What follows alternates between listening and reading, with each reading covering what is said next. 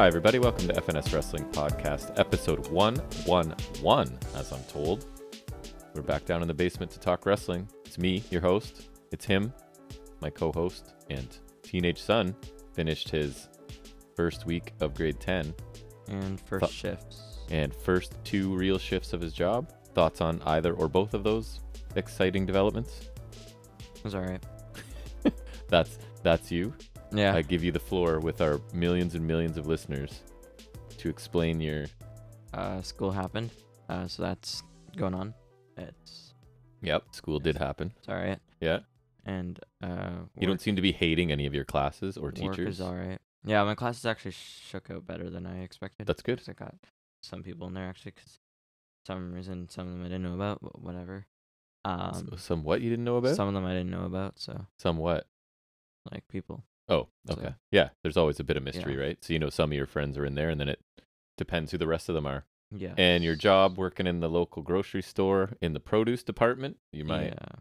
resident fruit and vegetables expert now, I guess? Yeah, I was putting the better strawberries at the very back of the thing, but then by the time I do that, then they're just gone. Right, because strawberries don't last very long. But all in all, it's a pretty decent first job to have, right? Yeah, it's much better than fast food. I agree. And that's Nene's already out of McDonald's. That's what I told you, right? And so now... I told him about theirs. I don't know if they're still hiring, but I told him he should if he's... Yeah, do the same thing you did, right? Online application and see what happens. Because, I mean, you can still probably put in an application, so... I mean, I guess it's like, if there's positions there, then you apply. Exactly. That means they're hiring. Exactly. And you're enjoying that your job is smack dab in the middle of a bunch of crappy food options. Yeah. So I know a McDonald's app now. So right. And getting that was like you're reaping the benefit. The smartest thing I ever did. Yeah, and then so there's a McDonald's within a 2-minute walk. Shares the parking lot. Yep. Same plaza. Dollar store. A dollar store with lots of cheap junk. Little Caesars, which is actually open really late. Like I've closed on my last shift and they're still open. So. Yeah, I think they're open till like 10 every night. Next time we'll come home with pizza. So yeah, it's I'm glad you're liking the job. I thought it would be a good choice, a good fit for you, especially since you didn't have to even interview or anything. But yeah, which is the thing I didn't want to do. So perfect, because that's how I roll. Right. Someday you might have to, but for now, you got a nice job close to home. Selfishly, your mother and I never have to drive you, right? It's all walkable, even if it's -40, you can still walk. Yeah, but I'd rather not. Well, there might be the odd time if it's pouring rain or something, but generally... Well, I mean, winter's coming, so... Good job by you getting a job and starting school. Mm-hmm. So, I don't know. Badminton a couple days. And yeah, you played some badminton after school. Yep. You know what? You have some connections so you can stay in the gym after school. I do? Yeah, you know people. You got people. Yeah, that's what I've been told. So you and a group of friends are showing up just playing some badminton? Yeah. And, maybe I'll get them to listen to this so they can hear me say it, but I kicked their butts today. You did. That's true, I guess. Undefeated today. Yep. That's how I roll. I get. Hopefully that roll continues, yeah. Mm-hmm. And is there anything else you wanted to chat about before we... I feel like we're going to have a lot of stuff to talk about. We got to preview a bunch of shows. Yeah, we got 3 previews on the agenda. And then we got the usual. We'll cover Dynamite. We'll do some trivia. Restholds. And we'll cruise through whatever else we watched this week and talk about anything we liked and didn't like. I think I'm good. All the usual stuff. stuff. I don't have anything else, unless you do. Let's start that process. I do not. My week was pretty uneventful. So let's move into talking about wrestling in our first segment every week, where we take a look at some of the week's wrestling news and rumors.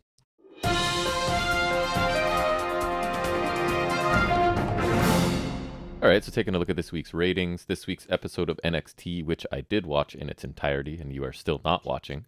I refuse. But you are aware this week featured lots of returning NXT talent, right? Like it was basically... Yeah, I saw. It was basically people who had held titles coming back to tell the people that currently hold the titles, you better win at Worlds Collide, because we're so proud of NXT and it was.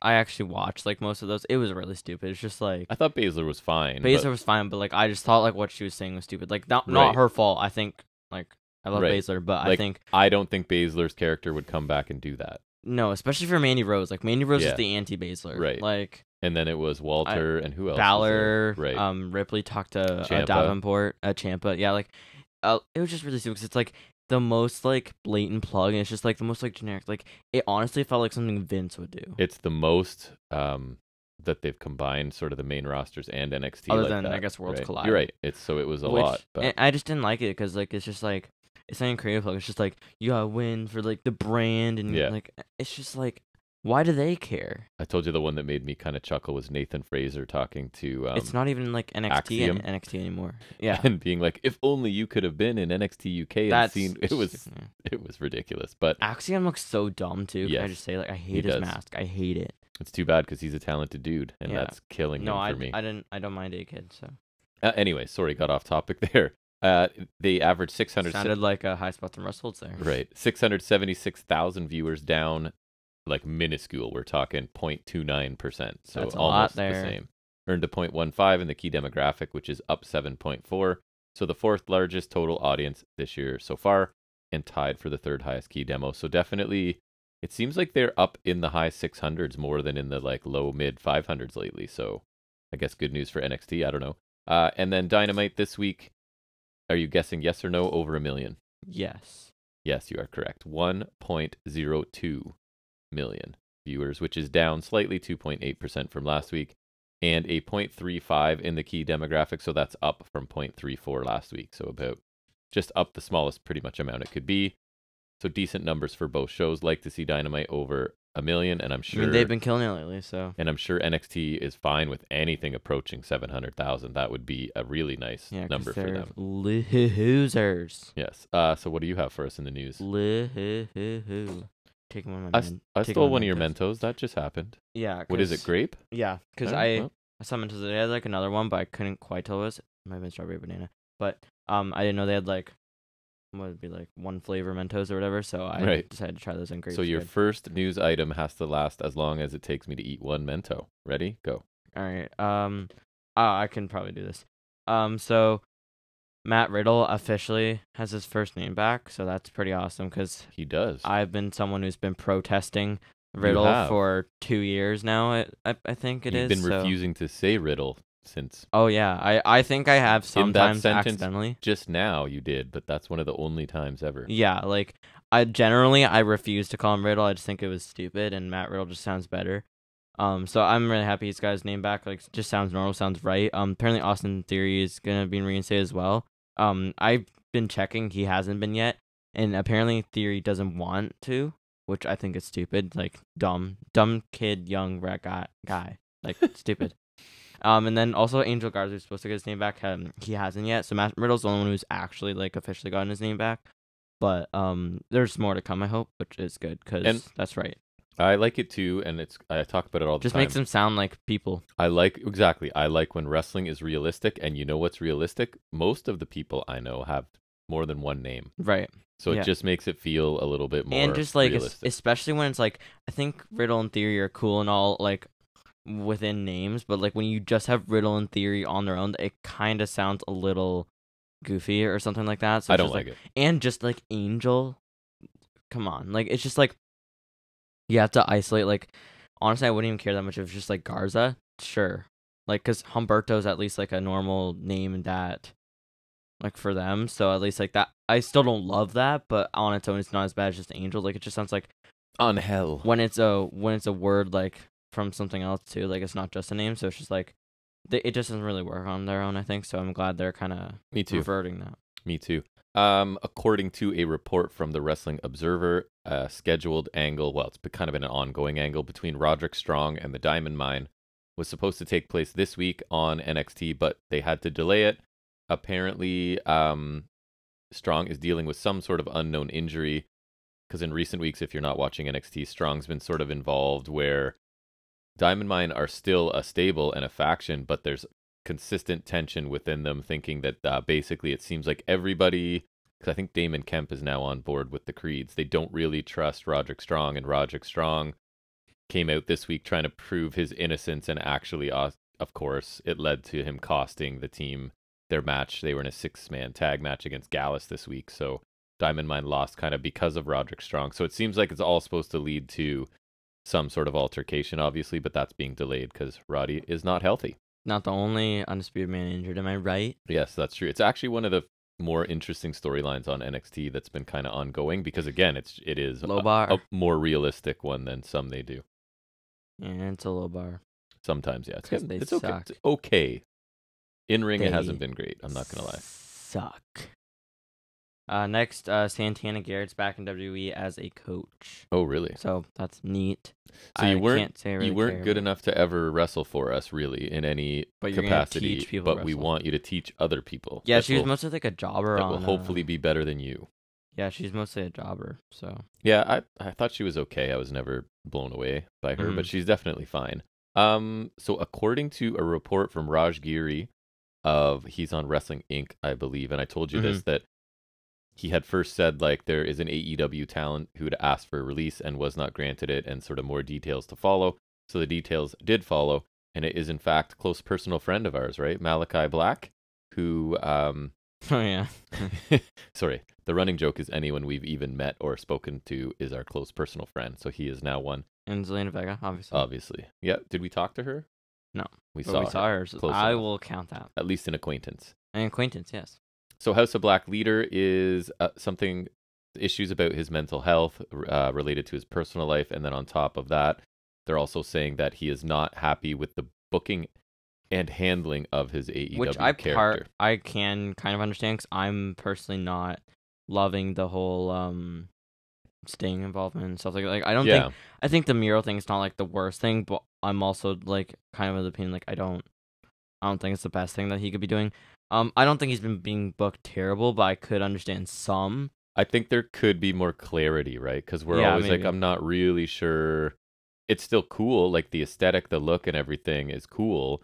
But I think a little more obvious direction would help me. But, Also, contesting so much with the Dark Order didn't really help them. Like right. I think like I agree. obviously with the develop on Dynamite, I think Hangman should have been there from the beginning, and then maybe that. Yeah. I would have liked Hangman facing the House of Black, any of them in any Yep. capacity, For sure. and B, like it makes a little more legit because Hangman's obviously like a big guy. So Yeah. And I was telling you, like, when was the last time Malachi / Aleister Black was really cool, right? In NXT and who was running that show? Triple H, right? So yeah, is he looking to reunite with Triple H? Because he was yeah. super I cool. ac- His I- theme song was on that cool. note, His yes, entrance was yeah. cool. On that His note, I kind in-ring of would was like. cool. I'd be okay if Murphy went back too, Yeah. because obviously I would prefer they stay in AEW because I think they work much better there. Yeah. But I'm not entirely opposed to them going back. How beautiful is it that we're starting to like almost have two options for decent wrestling programming? Little bit. Right? And We'll that's see not- how the UK That's the show thing. goes, Like, too. I'm not going to be just staunchly AEW and hate WWE no matter No, what because I they think do. being a mark for one or the It's other awful. it's stupid. It's awful. If I'm definitely like more an AEW guy, Right. but not like when main roster's good, it's good. When it's good, it's good. right, and what would be wrong with like?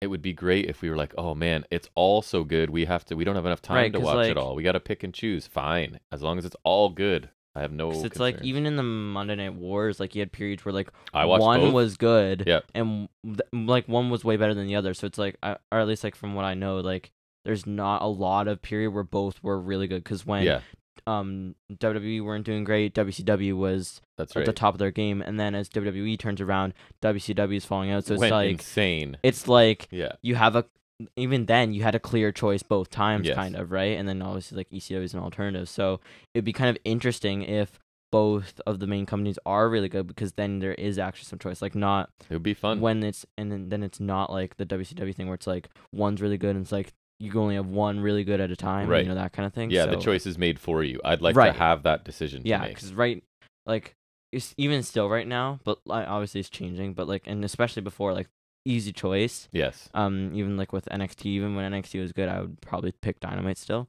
Yeah, Um, most of the time I liked it better, Mm-hmm. for sure. And there were weeks where, but like, There were. anyways, it would be nice to like where it's not such an easy choice. I mean, Yes. it would also kind of suck because it's like, We'd be You busy, gotta busy, choose. but yeah. but like it Nope. would be nice because obviously that's I- better in general. I think you're the same. I am a fan of wrestling. The more Yeah. good wrestling Mhm. I can find, Especially because both the are better. easily accessible. Right. Right. Like I think New Japan has some good matches, but it's not the most accessible to me. right, Obviously, I can like find it, but like I don't really love doing all that just to find right, a a match show. or Like whatever. I like that both AEW and WWE are both easily accessible to me. So if both of those are good, like it's Life is perfect. good. Yeah, and even Impact is.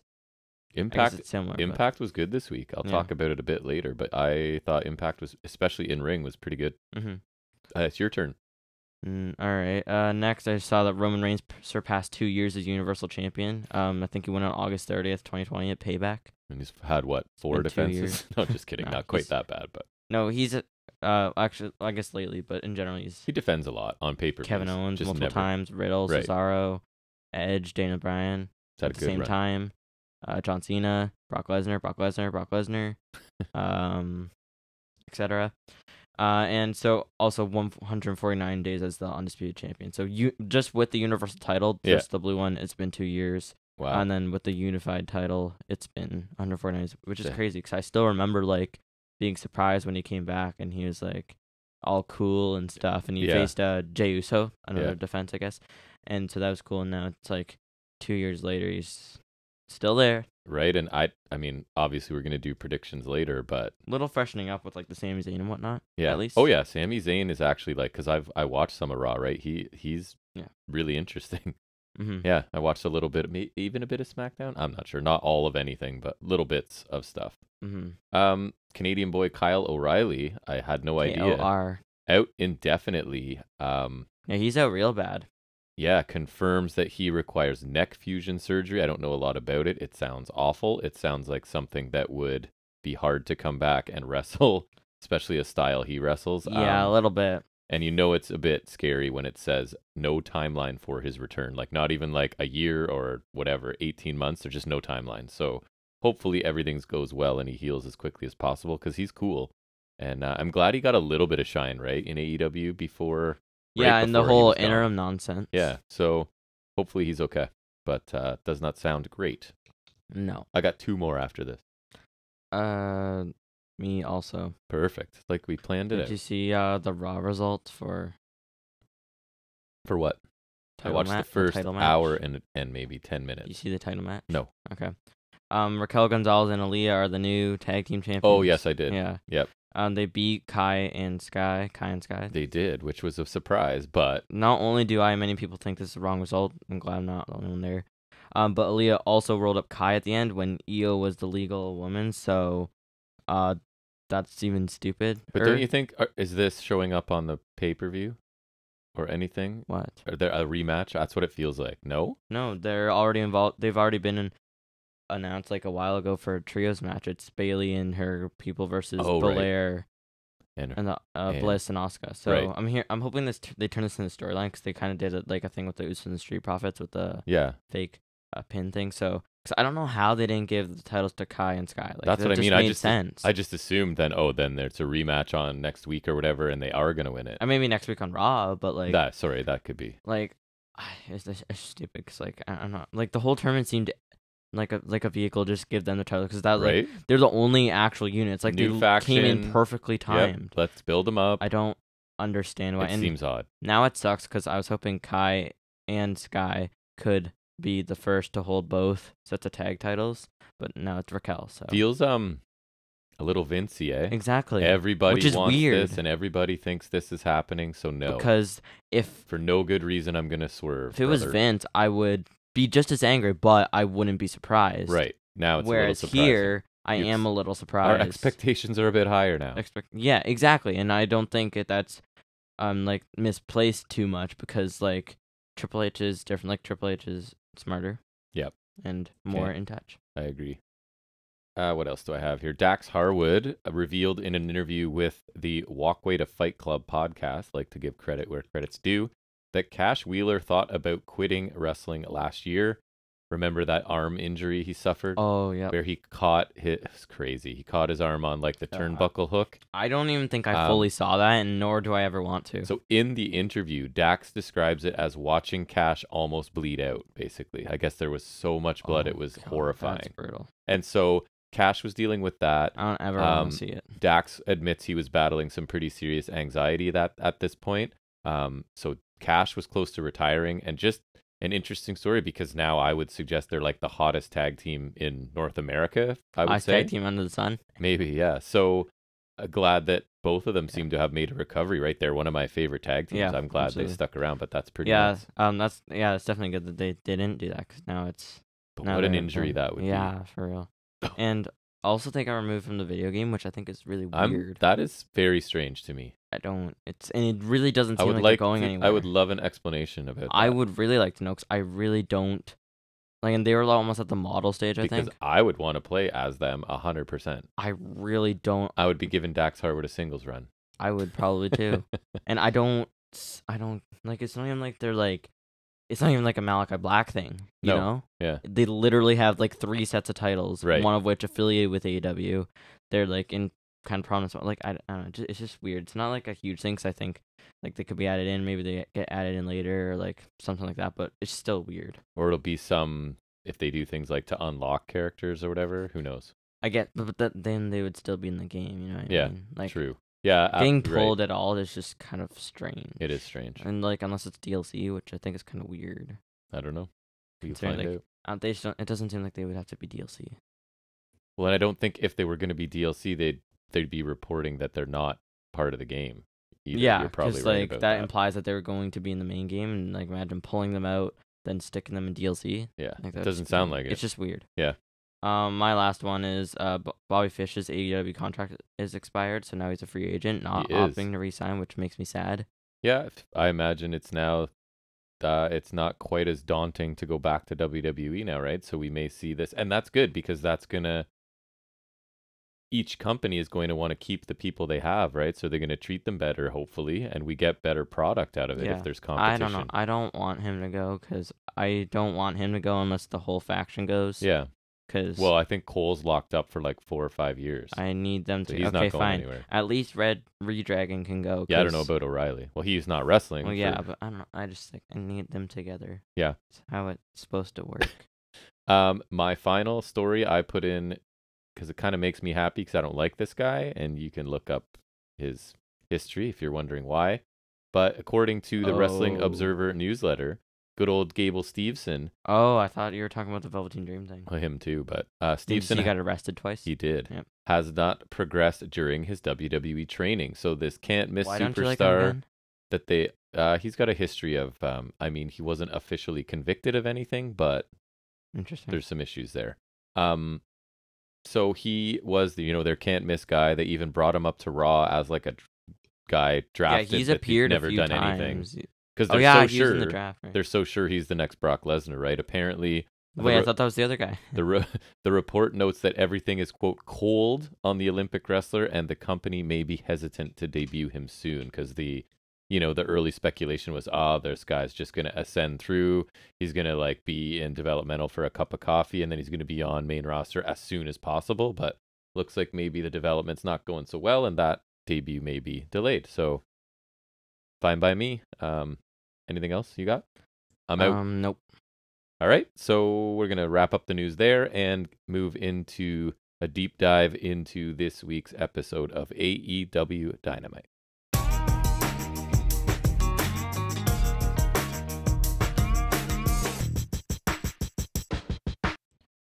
We open with another promo again. 3 weeks in a row, man. In a row, making me a little bit nervous, but I keep enjoying them. So at the end of the day, yeah, I'm not. Again, not my preference. Interesting to note.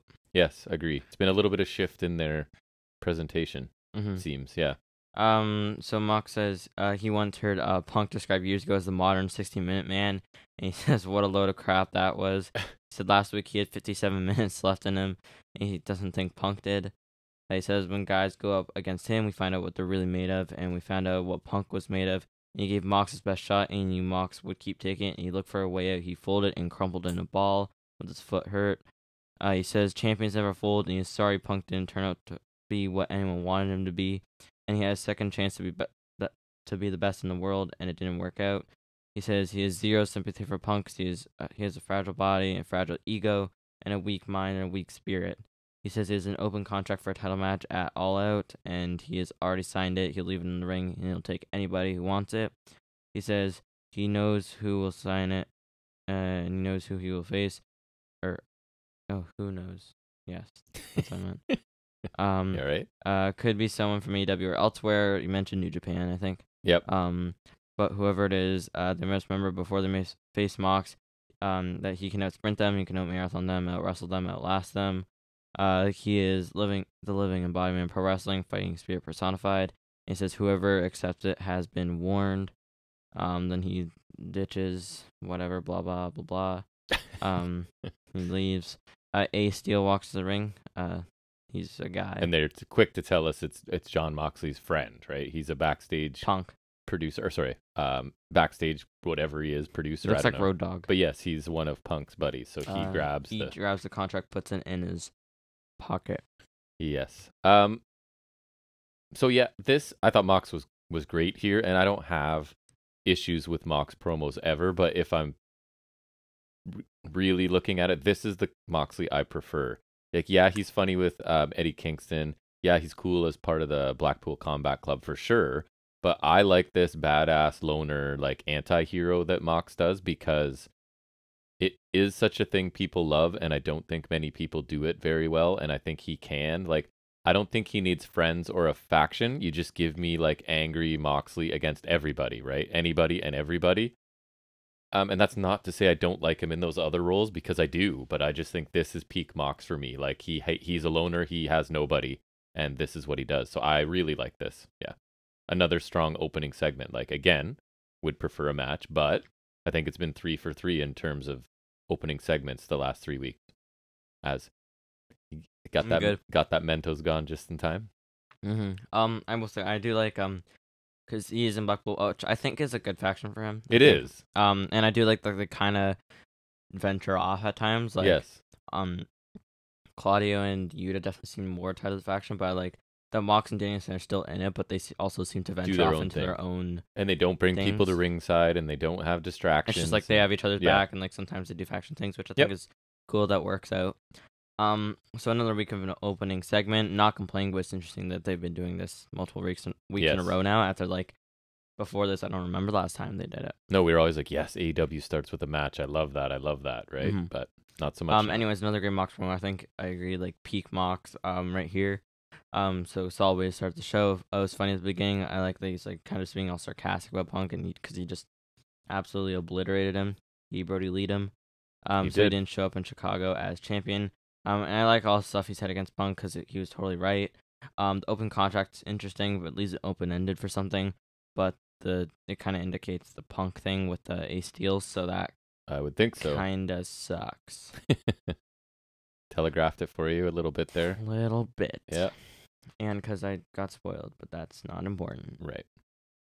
Next we had a Chris Jericho interview, and he says Lionheart versus American Dragon is a dream match for most, but it will be a nightmare for Danielson. And what Danielson said last week was Stu Hart bugged him, and they would appreciate Danielson's ability, but they would appreciate more what Jericho has done in the business and all his accolades, which will include being Danielson come Sunday.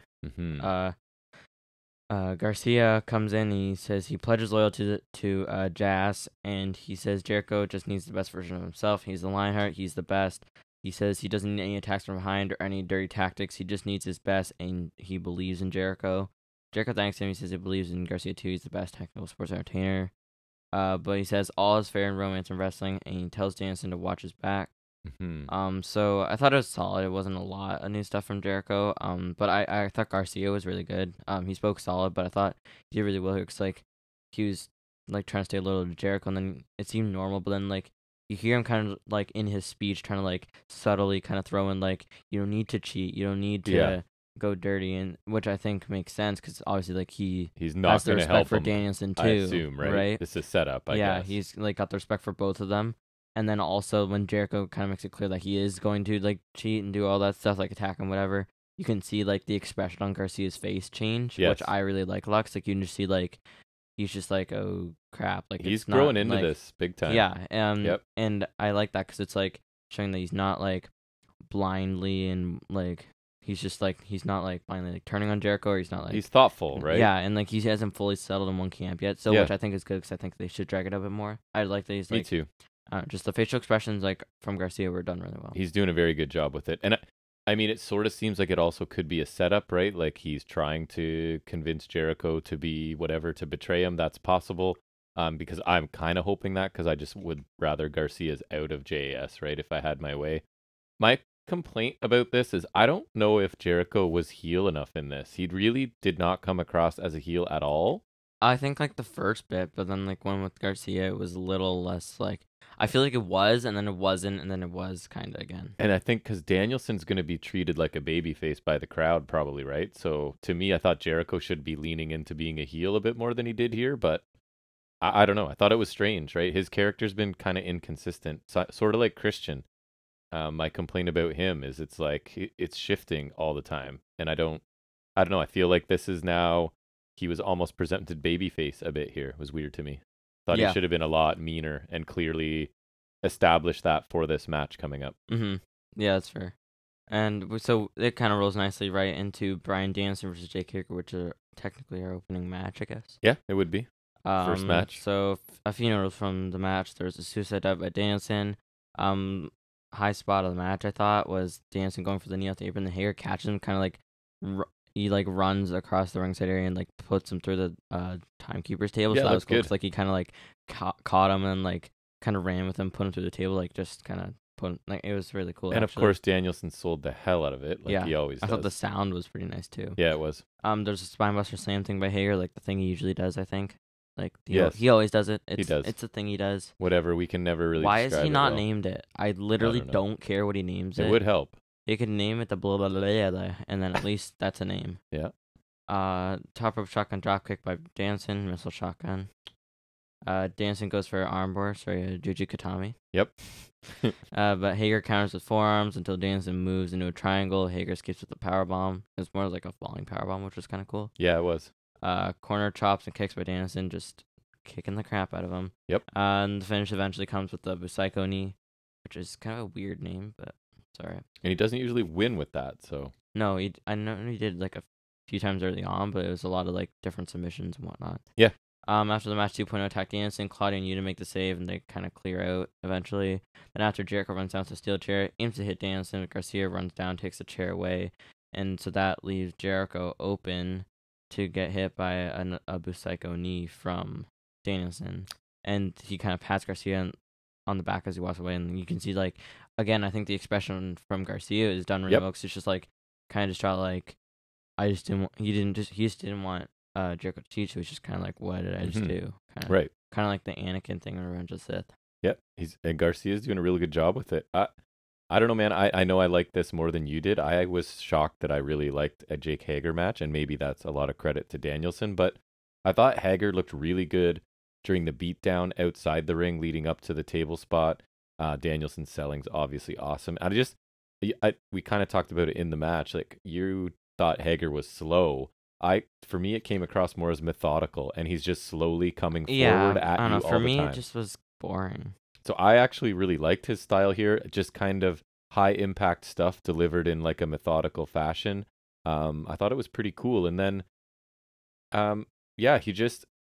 everything kind of worked for me between these two guys. I don't know what it was, because I generally don't enjoy watching Hager. It's probably the Danielson effect, but just the counters of Danielson, right? And just high quality match against pretty much anyone.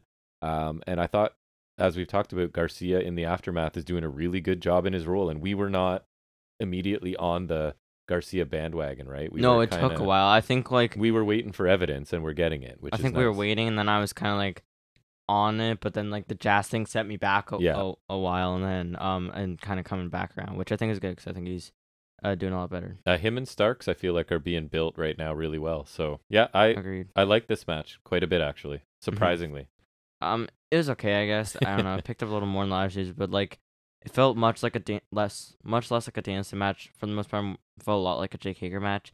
It was slow, and it didn't really feel methodical. It just kind of bored me. Like, it wasn't. See, I thought his forearms looked really good, but like it just bored me. Like Hager was imposing his physical will because he's so much bigger and stronger, and then Danielson had to figure out a way to still win because he's better. Yeah, right? and that's fine and all, but like. It bored me. B, I think the pace is just, it wasn't great for an opener. Yep. Also, like, this is like, especially if this was before the promo, like, this isn't how I would start my show personally. The table spot was cool. There was a couple cool things, but generally it wasn't very exciting. They kind of picked up with dancing, getting some more offense finally. But on the whole, I don't know. It wasn't a great choice for an opener, especially like if it's in the middle of the show. I think it looks a little better, but I didn't love it. It just was kind of boring. The aftermath was pretty standard until the actual storyline bit. I liked it a bit further to the more like torn Garcia. Didn't want Jericho to cheat, obviously, but then obviously you see the distress on his face, like, which he didn't want Jericho to get hit with that. So I like that there, because I think he'll eventually go to Blackpool Comic Club, because that just seems like the logical move. But I liked it, like, after last week's segment, like Jericho King, like he's not like fully against Jericho. Like it's not like black and white kind of thing. Yeah. It's still like Jericho is his mentor, and just because he's a heel doesn't mean like he's not like WWE the would use the relationship. word conflicted. Right. He's conflicted. Right. Like it's not like the relationship meant nothing just because he's like a heel. Yep. He's kind of like becoming disillusioned. Yeah. So I kind of like that. And so he's kind of like debating like both sides, which I Right. like because it's not like just turning right Yep. like that. So I think that's a nice aspect. And he's of that. trying to show us rather than WWE where they just tell us. Right. You can. He's conflicted. Yeah, you can see on his face. And easy. you don't need to say that because he's doing a good job of acting, right? So yeah. Next we get the wingmen protesting something. Right. Nemeth says the wingmen aren't booked again because. Why would they be? I guess Nemeth was booked recently. He lost to Wardlow. That's true. They're the hottest, hunkiest, etc. Stuff like sure. that. Avalon says from now on this will be Wingman Wednesday. W. Morrissey comes out. Yay. W. Morrissey's back. I think I groaned probably. Morrissey clears that the Wingman dominates them, choke slamming, blah blah blah. He held Avalon for a decent. He did. That was kind of cool actually. Yeah. And Stokely Hathaway was making his way down the ring during that, and he offers his card to Morrissey once he's done. Shivani asks Hathaway on the ramp what the cards are about, and Hathaway says none of his business. And he says it's on the show, so he thinks it is, and Hathaway kind of gets more agitated, and he's like, none of your business, like louder. I like how he just kind of follows right into the ring and is there like watching him destroy these people, waiting for his chance. He kind of did that with Ethan Page. He was just like standing behind him. And then waiting for his chance to hand them his card. I kind of dig that about him. Yeah, I'm not a Morrissey fan. He looks super impressive, obviously. He's humongous. He's jacked. He can hit some devastating power moves, but I don't need to see a whole bunch of Morrissey singles matches. I'll tell you that right now. It felt kind of WWE to me. Hey, look, this guy's really big, so we're going to bring him in and better than Satnam Singh. Have him be super dominant. But yeah, he's not bad. It's just not the style I want a lot of in AEW. Yeah. But I get them signing him, I guess. He is a bit of a monster, so I don't know. What did you think? Rather than Satnam Singh. I guess, yeah. So it was weird the Wingman just showed up. I see the point now, I guess. I don't think I could say I expect to see Morrissey back, but good for him. I know he's not like amazing. Like, I think he's good for like a big man. He and is. It's not like the AEW style, but I don't know. I'm not like itching to see a lot of it, but like I don't know. I'm alright with it. And I was kind of liked him a bit, so it's cool. And I don't know. It's just like I remember watching the interview with Chris Van Vliet, so all the stuff he's overcome, I think it's kind of cool. Like at least he's getting like a big spot, so I'm kind of happy for him in that aspect. So I'm already seeing him a bit, as long as it's like doesn't have to be like a huge thing, pun intended. Keep his matches short, you know. That would be my suggestion. And another addition to the Hathaway crew too, which is interesting. I could see Hathaway wanting a guy like Morrissey, whereas the Guns I don't. So do you think everyone he's giving a card to is joining? Because I was wondering, because they could do it for weeks and weeks where he gives his card to tons of people. I don't know if Moriarty. And the mystery is like who's going to actually accept. Well, Ethan Page for sure, because he followed Hathaway. Yes. Morrissey did too, so I think he will. And I think the Guns. Although I don't remember what happened to Moriarty, so I'm not sure. I think them following him indicates they're in. And what I was also wondering is like, do you think it'll be like a faction, or it's like a Heenan family, or do you think it's like a Jimmy Hart thing? I would love a Heenan family. That's cool. Yeah, that kind of thing. love Hathaway. I just think he's so fun to watch doing whatever he's doing. So I don't know. I'm interested. So far, it's an interesting lineup because let's say it is a faction. You have Lee Moriarty, Ethan Page, Gun Club, and W. Morrissey. That's a diverse group.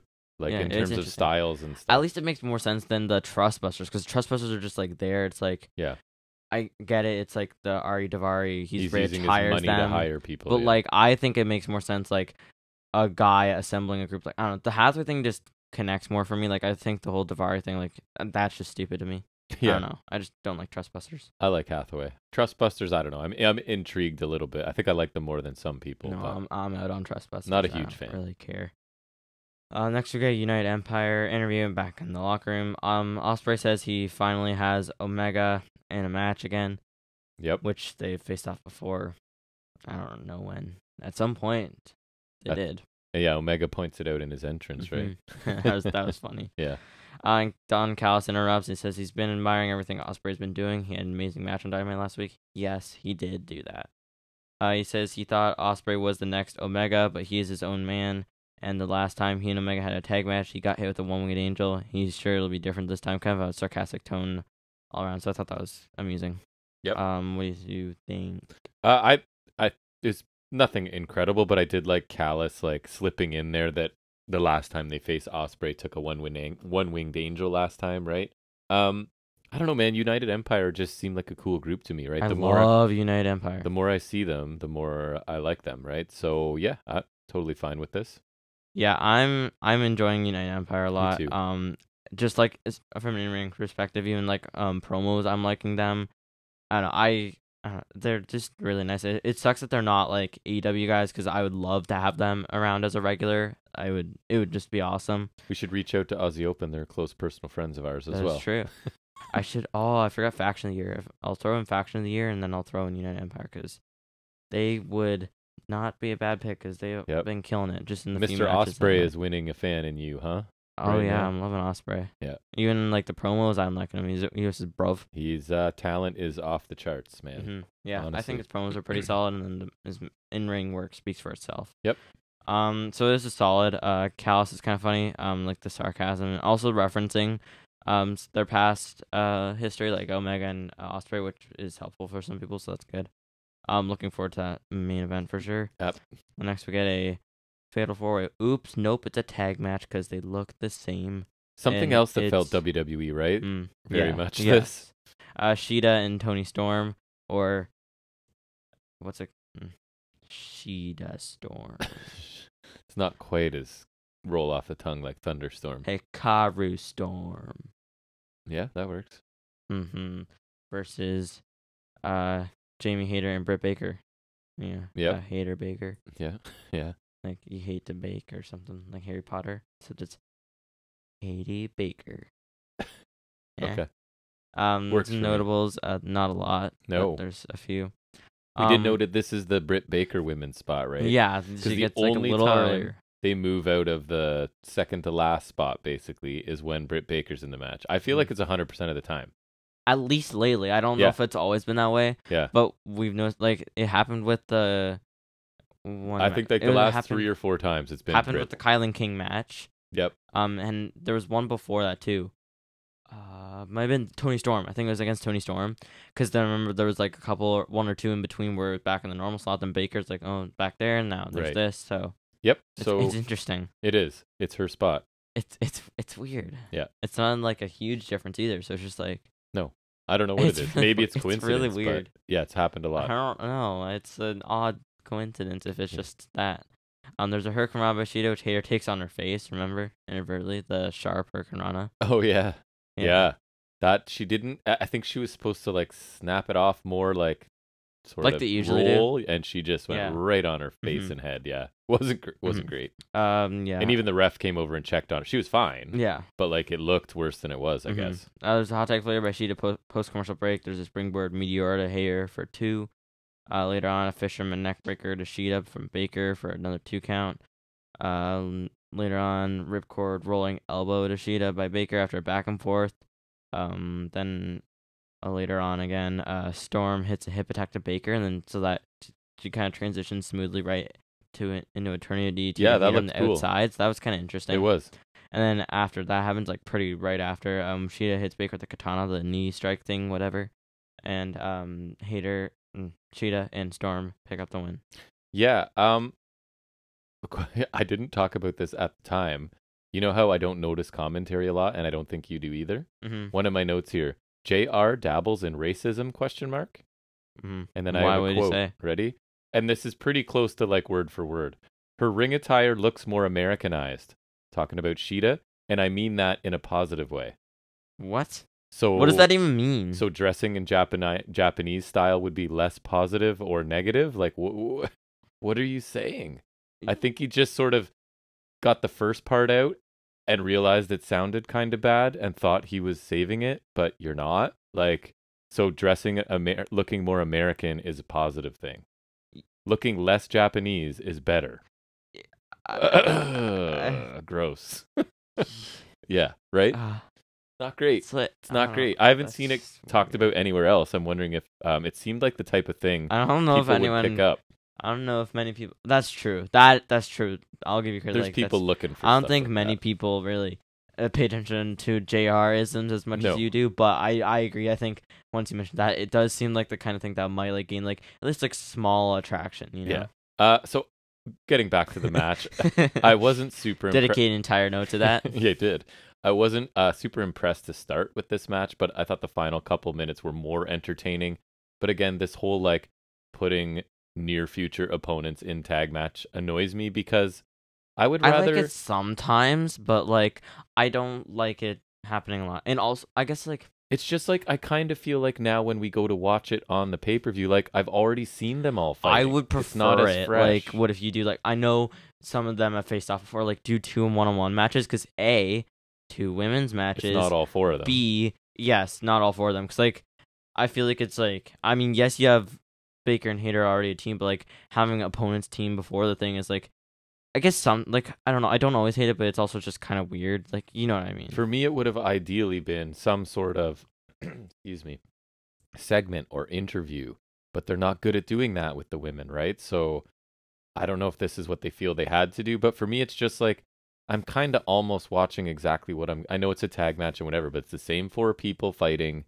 I don't know. I would rather I don't see them combined before the high stakes match. That's just me, I guess. So I don't know. I guess this was okay, but it was, I think, the low point wrestling for me on this show, if I remember correctly. I put it a little over the opener because that wasn't. Oh, nowhere near for me. Nowhere near.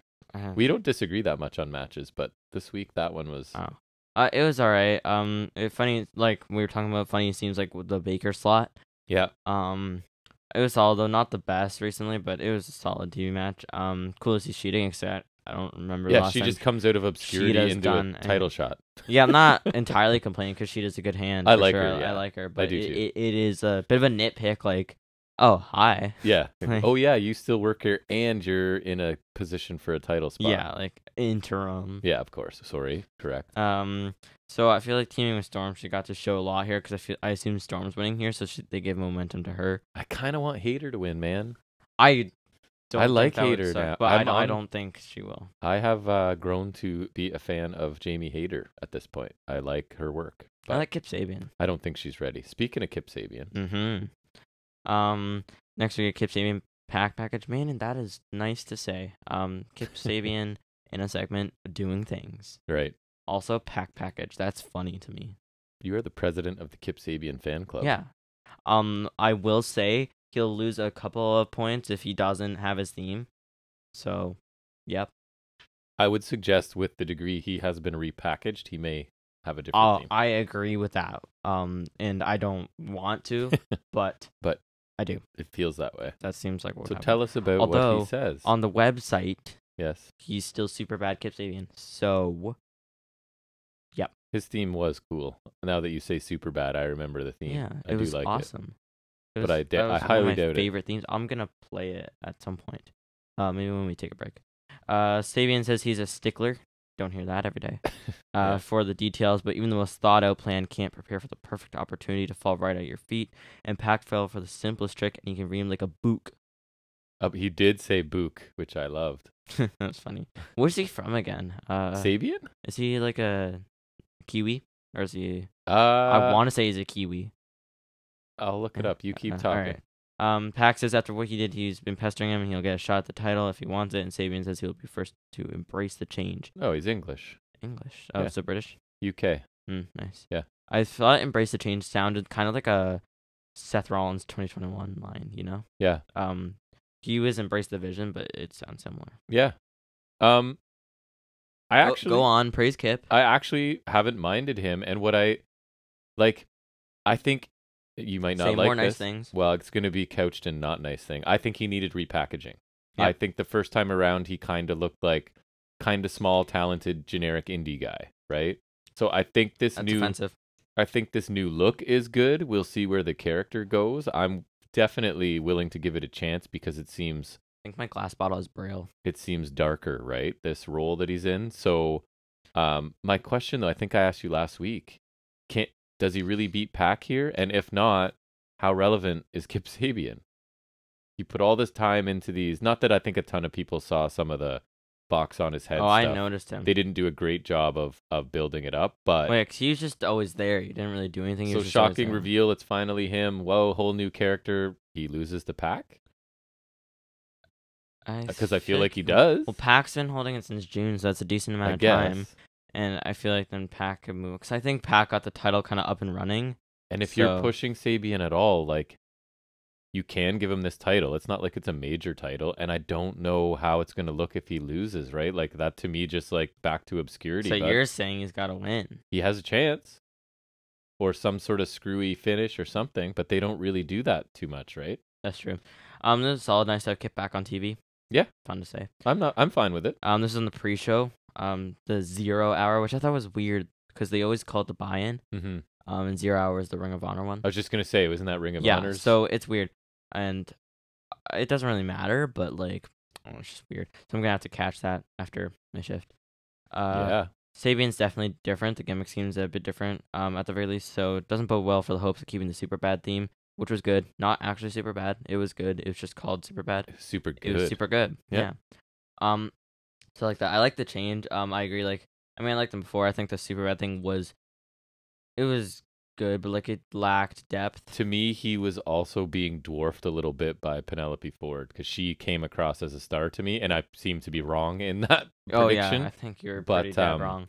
I don't blame like you. I don't blame you for thinking that at the time. Yeah, because that was perfectly fair. But right. I think that's definitely turned out. I agree. The opposite way. Yep. And also the thing with Miro, which I thought was fine, but like he definitely got kind of. I didn't love left behind. The video game stuff was. Remember that? I wasn't a huge. The fan arcade of that. anarchy was kind of cool though. It was.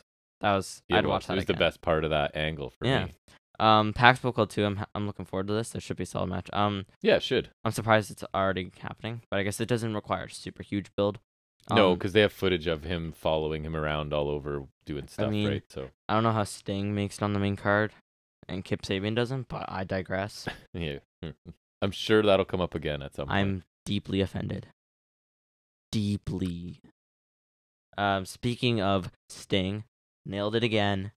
Miro promo is next, which doesn't sound related, but it is. So I didn't take notes, and I was gonna paste notes, but then I couldn't find good notes for it, so then I went off of memory, which kind of defeats the purpose of going to. Let's see how you do. All right. So he talked about how he tried to redeem the House of Black, and they attacked him, which they did do that. Yep. But that did happen, and his god became afraid of him, sent the pagans after him. Yep. Which is what he refers to the House of Black as. Right. I didn't catch the other bit. It was something like his god made deal with the devil and something like that, which is cool. Yes. Darby Allin said something about how well King did on his own, like he won the Royal Rampage without Black, beat Darby without Black, blah blah blah without Black. And he says King and Murphy don't need Black, but Malachi needs them. Sting speaks, it's showtime, blah blah blah blah blah. Old man speak. And what did he say? Something about it's showtime. Or something. Oh, enemy of our enemy is our friend, or something like that, right? Loser. The classic. So I kind of thought this was well done. I liked it because I feel like a lot of times we talked about this before. You'll get a random pairing in wrestling, and they don't make any attempt to explain the relationship other than commentary will say like, oh, they share an enemy, so they're working together. So this was at least them attempting to show that they have some sort of rapport and they do sort of interact outside of in the ring, I guess. I thought it was kind of cool. Got the point across. I liked Darby Allin's attempt to kind of drive a wedge between King and Black, right? Because he was saying he was basically appealing to Brody King, right?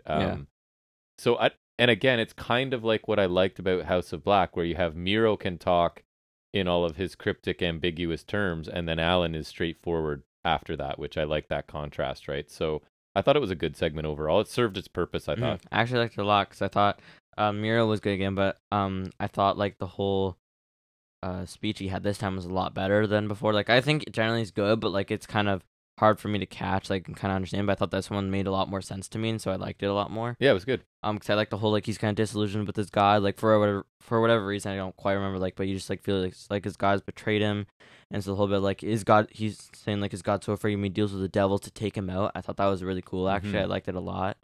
I thought Darby was actually pretty good too, and he kind of had a point. I hope it's ignored because I love House of Black, but he still had a good point. Yep. Sting seems out of place in this trio, but general good promo, could be a cool match minus Sting. Sting is old. But they can hide him in a trios match, right? If you're going to book Sting in matches, this is what you want. Yeah, and Sting's old. Speaking of kind of old, next we have CM Punk. Boom, got it again. Yep. I'm going to keep doing that. What's next? Got it. He said, so Punk comes out. He's here in Chicago. Punk is 43 years old. Guess who else is almost that, kind of? Me.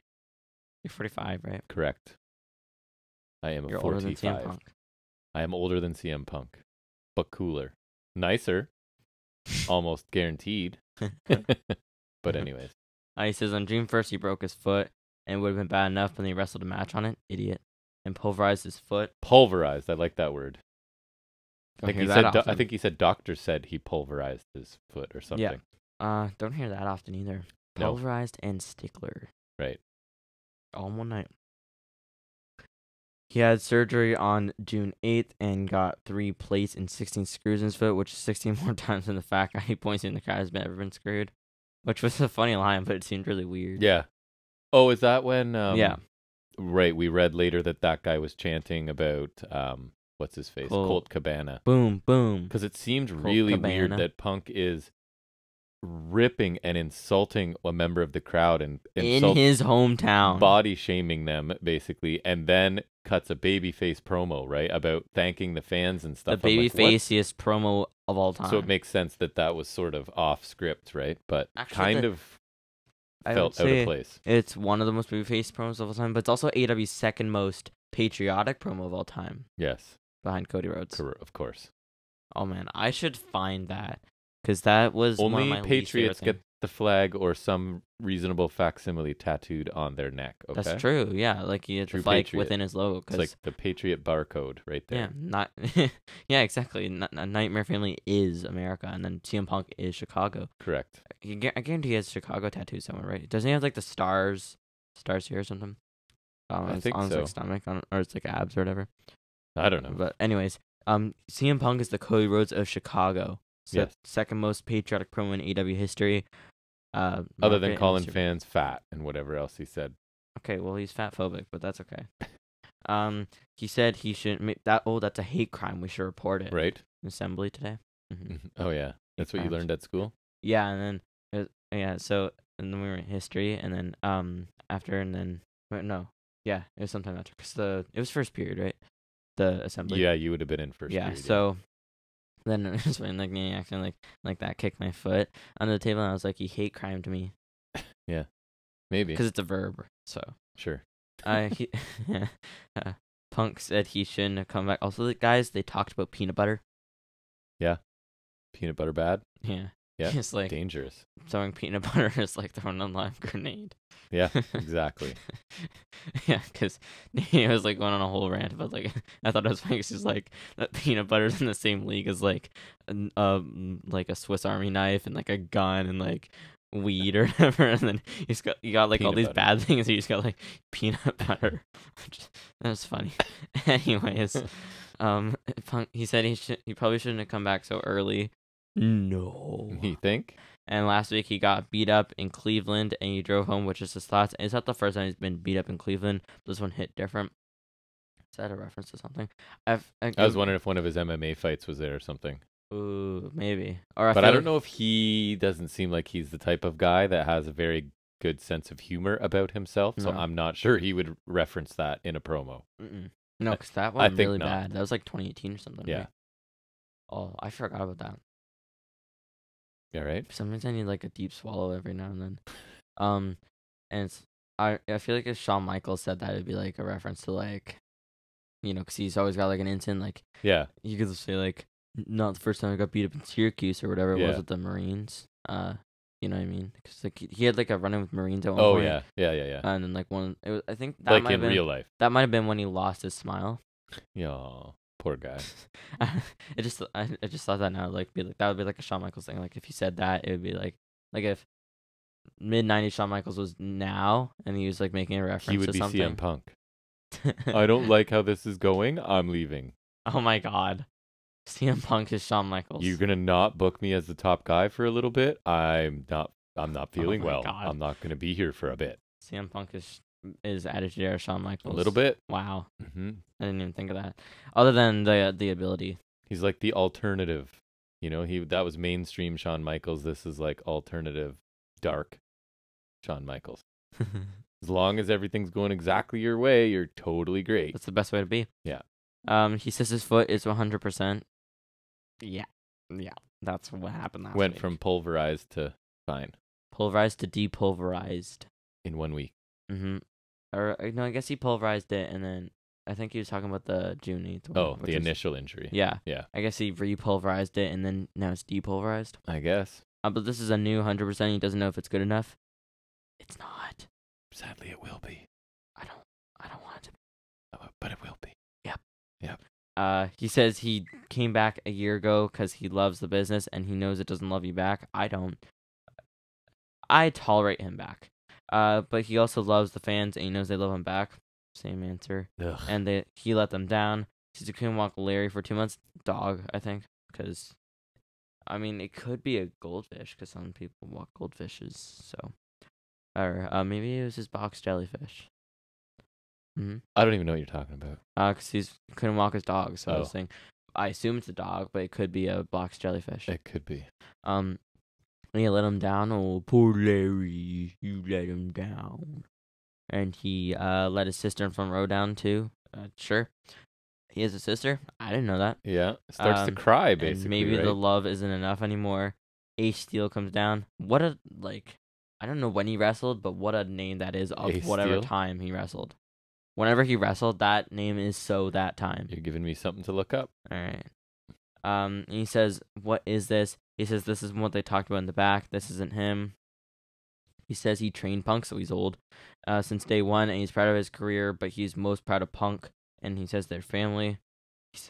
He says you don't let family down, and he filled an arena on a rumor that he would come back, and he won't let him leave now. He says it's not about how many times you get knocked down, it's about getting back up. He tells Punk to sign the contract. He says before he was, so now it's Punk after he got slapped by Ace. Yes. Punk says before That he was CM flip Punk. the switch. Look out. Before he was CM Punk, he was just a kid from Chicago, and Mox ain't the man to kill him. He says Mox is a wild thing, but he ain't wild enough. And this is Chicago where the weak are killed and eaten.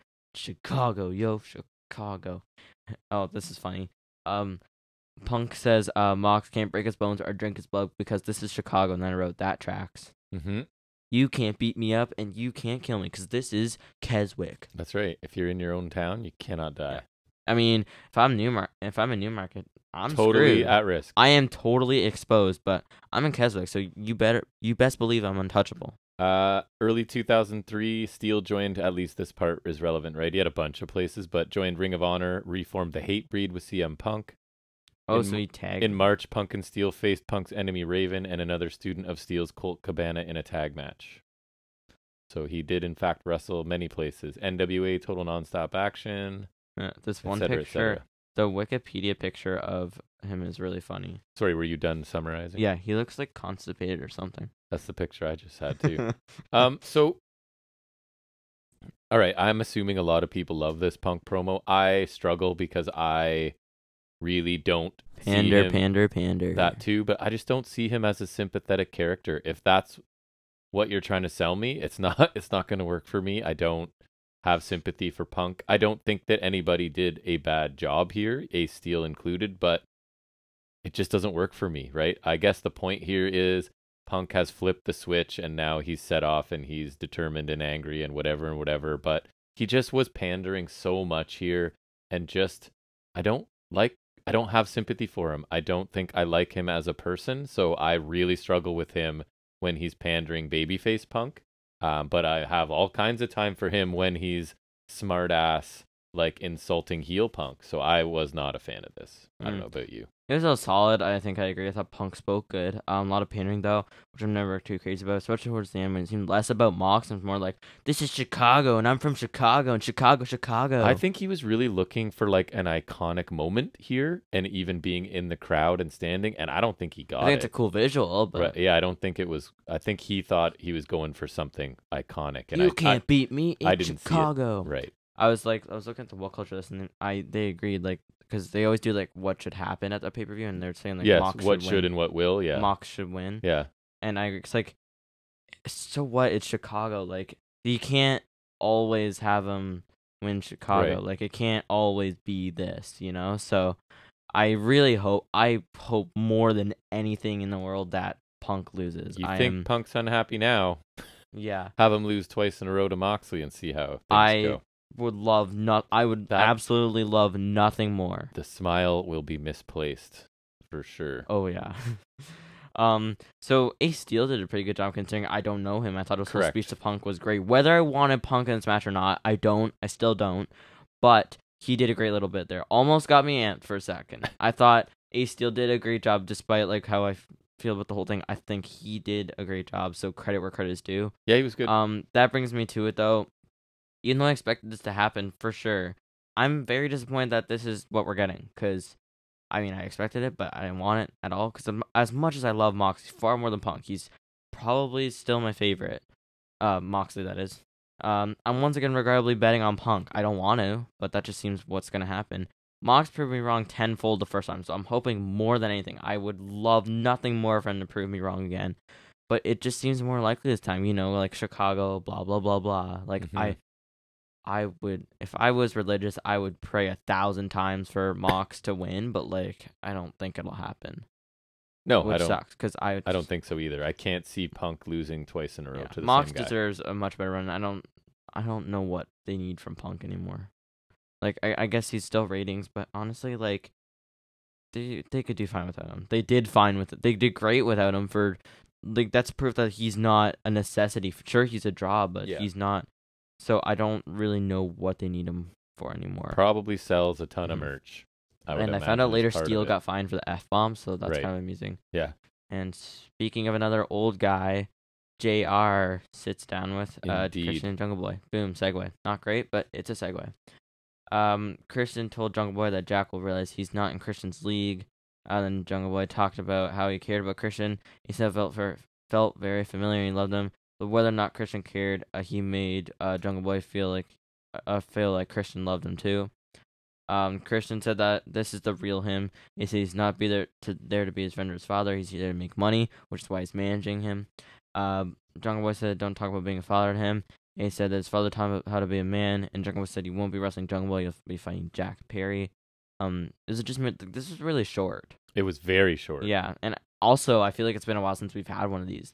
Good old sit down. No, it was for like going through all this trouble of getting an interview or setting up all this stuff. I thought it was very brief. And honestly, I would have preferred that because I like when they do like a lengthy thing, it gets kind of heated, and also the no physicality agreement makes it interesting. I don't think Jungle Boy is ready for a very long. Like he's getting better. I thought this was good, but I thought it was okay. I thought he was better than the last in-ring one he did because I didn't really like it, but I still don't think he's great. Like obviously it's something he's working on, and that's fine. And Christian at this point just confuses me, right? Like again, no pun intended.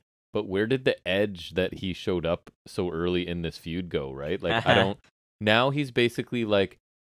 Before he was like a despicable monster insulting your dead father, blah, blah, blah. And now he's just like the crusty old veteran who's trying to protect his spot and make money, right? And I don't know where that change came from or why. And I mean, that was his motivation, and I don't mind that being there. But now it seems like that's what I... Like, what you're saying is like... That's like the main thing now. Right. It's kind of like... Instead of starting off and building in intensity, he started off super intense and he's backed off of that. Like, and it seems like the opposite of what he should do. Petering out, yeah. So and Luchasaurus is nowhere to be seen, so I'm not quite sure what's going on with that. They've just managed to like make me less interested in this as the weeks go on. Yeah, so that like can't be a to good be thing. fair, where they're doing great things, this is something where they've been kind of dropping the ball. It could be saved, like if they have a great match, they have a great match, but they've been kind of dropping the ball. Because remember, we were like, oh my god, we like Christian. For like 2 or 3 weeks. It was around like Blood and Guts. And then it was like he just sort of backed off from doing that. I don't know why, but I find this much less interesting. Mm-hmm. I thought Jungle Boy, his bit was really well done. I thought Christian was solid. I think this still warrants something extra still, and I saw like when I was reading What Culture 2, they said there should be a street fight, which I think that would work. I don't have a ton of interest in this match. It's weird. Yeah, I don't know. I just kind of want it to be over. So that's not ideal. That's not what they're going for. I mean, I'm okay with seeing the match, but honestly, or I'd rather see Hobbs and Starks have a street fight. Me I too. would very much like that. Yep. Which that didn't get any time on the show, which I thought was kind of odd. I agree. But there's no Starks this week. I think that's been built up pretty solidly, so I think that's understandable. Yeah. I think that's been done much better. Yep. Next we get Wardlow and FTR versus Silas Young making another appearance. Yep. Ren Jones and insert name here. Hey, how rude. My notes say some other guy. I said someone else. So you talk about it because now I want to know who he is. We got to give him credit. He made it onto Dynamite, all right, on national TV. And who are you to not give him his due? So you start talking about the match. The one thing I was Ren Jones took like one of those wind up lariats from somebody. Wardlow. Right, that's his name. Short arm. That's the guy. Short arm clothesline by Dax to the guy that I don't know. How dare you? Don't worry. He's going to get his moment in a second here as soon as I can figure out who he is. I didn't know much because there wasn't much else. And then there is the guy whose name that I don't know. At the finish comes when he takes a smash contraption and then Powerbomb Symphony. And the ex-Pinnacle fellows get the win. Vic Capri. Congratulations, Vic Capri. Caprice Coleman? That was his name. So, I don't know. My first note, you know what it is? Jack very concerned about Wardlow's lack of Tron. Oh, yeah. His whole entrance. I take notes on your complaints and stuff now. Yeah, he was like, he came up the whole time. It's just like the FTR got the Trons, and then he just comes with like, it's just the Dynamite graphics. I'm just continuously going like, where's the Tron? There was no Tron. Yeah. Where was it? I don't have much to say about this. It was a squash. FTR looked quick and aggressive. I feel like this is usually where you insert a storyline powerbomb element. Right. But it was just a squash. And then over. No run-ins after. No anything. Crazy. It was there. Yep. Also, weird note, FTR and Sean Spears on the website are still listed as of the Pinnacle. Of the Pinnacle. So, yep. That's weird. Wardlow isn't. No. Even though he's affiliated with FTR, so that's kind of weird. And then MJF isn't because he's not there. He's gone forever. He's gone. Definitely not coming back soon. Definitely not. Definitely not not the talk about it later. Wild card. What is that term? Oh, sorry. We'll talk about it later. Joker. Right. That. Definitely not that. Definitely not the Joker. I don't even know what a Joker is. Next, Jon Moxley is back again. I've heard of him. Guess who's back? Back again. Jon Moxley's back. Tell a friend. Do you have friends? I'm working on it. Okay. Sounds good. Yeah, I'm driving an hour and a half each way to hang out with one for like probably half an hour tomorrow. Oh, right. Because I'm driving. Oh, yeah, I can't go because he's flown in from. He moved out to the East Coast. He's flying down to pick up a new vehicle he had to wait for. So I'm gonna drive and pick him up. Back. That seems kind of stupid. Drive all the way back to the East Coast. So I'm just gonna go pick him up at the train station and go for a coffee and hang out with my buddy and then send him on his way.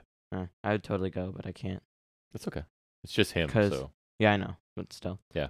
So Mox says, if that's what Punk wants, is exactly what he'll get. Why didn't you just say no? It's his fault for making a contract, dumb idiot. Sorry, Mox. And if he wants to go out on his Shield. Oh, he said the thing. Get it? Yeah. And technically, Punk brought in the Shield because. And we do get a Shield bomb, right? It was. Get out. Where did we see that? Oh, that was at the end of the squash. Oh, right. That was not a Shield bomb. I know that's your favorite term, anyways. Oh, that was lazy such WWE a Michael Cole Shield bomb. Yeah. It was like I thought there should be called that move should be called the Pinnacle because it's like their thing is when you're in the Pinnacle you're always on top. The guy taking it would always be on top. Yeah, it's true. It makes sense. So much sense. It's like playing into their thing. You're welcome, guys. Actually, no, that's my intellectual property. Get out. Yeah. Mine. In front of his hometown, he owes him that much. He says at All Out, it's him versus Punk one more time for the title. That is what's happening. And if Punk thinks he has one more miracle in him, he better find it fast because he's in danger when the bell rings. He'll put on a display of violence Punk has never seen before, and he'll show him the difference between a false messiah, a martyr, another word you don't hear a lot, right? Pulverized, stickler, Martyr. And I hardly know her.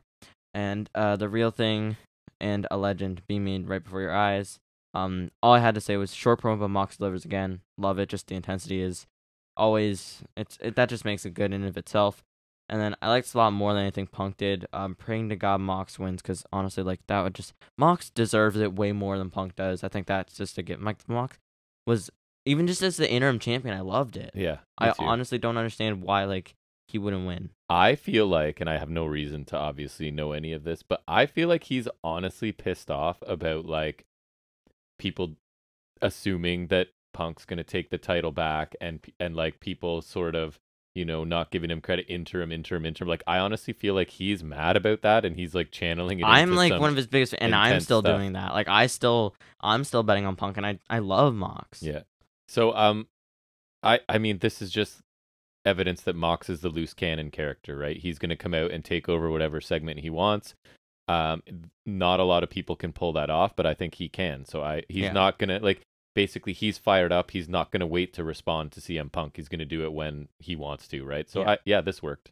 Honestly, like, I keep saying, but obviously Punk is like needle mover, but I don't think it's wavered much. I think it might have a bit, because I think it was obviously hotter at the beginning, and I guess as he's kind of shown and his debut was a moment, right? Yeah. There's no doubt about that. But like, honestly, Moxley was awesome as an entrant. Like I said, he did great while Punk was gone. Like, there's no reason why he shouldn't win the title. Like, I don't get why. Like, I don't get how they could do it. And I'm pretty sure they will, which I don't want to say, but sure seems like it. It feels like that's what they'll do. I would also prefer Mox keep it. Oh, I would infinitely prefer it. And then, because if MJF comes back, he can feud with either of them. And easily. I feel like his run, he's won over some people, because I feel like there are enough people saying, like, they do hope it's on Mox, which I was a bit surprised, because as much as everyone loves Mox, everyone's Punk, right? Yeah, so everyone super loves Punk. So I'm glad that, like, not everyone is in that. Even camp. if Mox has to lose, just make it a sick match then, I guess. I don't know. Fall on his shield. Yeah. Ooh. All right, enough Punk talk. Oh yeah, right. Next again, Uno and 10 review says 10 is injured. Uno says he'll take his place on Rampage against Best Friends with Reynolds and Johnny Hungy. Mm-hmm. Andrade comes in and wants 10 to work for him. Random, but because he's like muscly and young and stuff like that. Yeah. Sounds something with ditching the mask. And right. Uno says they're dark horse forever. And so Andrade just like takes crutches and just like whips Uno with the crutches. And how like, quickly he snapped made me laugh, right? Yeah, like, it was zero really to like funny. 100. Yeah, he in just an like instant. he just beats, like, just whips him with the crutches all of a sudden. Like, that was funny. Short bit, but like just the sudden assault made me laugh. Like, that was really funny. And who else could replace Uno? I can't imagine. You think Hangman paid Andrade to do it? Imagine he was like doing this whole spiel about, hey, like, man, why can't Hangman be an evil mastermind all of a sudden? That's true, right? It's like, I don't know. Like, he went on this whole spiel about not wanting them, or not wanting to take their moment, but he actually does, and he wants to, like, perfect cover. He wants to, like, kick Kenny's ass. So maybe he like paid someone off to like put House of Black against them, because he knew like they would probably injure 10 or one of them, and then he paid Andrade to offer that because he knew they would accept, and then take out Uno, and now it's his spot. Or it could be Alan Angels. Yep. Right? Yes. Alan Angels. This was quick, right? And I mean, I kind of thought it made sense. Andrade has a history of like trying to hire people, so he basically is like to 10, right? You're jacked. Ditch the mask and come make money with me. So I thought that kind of made sense. Then I laughed at how quickly he just like snapped, took a crutch, and started beating him with it. He clearly didn't care too much. No, it was funny. It was fine. Next we get, so it's like a preview of the ladder match thing. Yeah. So again, here's guys you're going to watch in a match, but ahead of the match. But it was cool. I know. And I love these guys, so it bothered me Dante less. Martin, Ray Phoenix, Roosh, and Wheeler. I hardly know her. Yuta. That's not his official nickname. Mm-hmm. Could be, but could be. Some notables from the match. Martin countered Phoenix in like a snap code red for 2, which is really cool because remember it's like really fast. Really fast. Then Phoenix hit a Hurricane Rana for 2.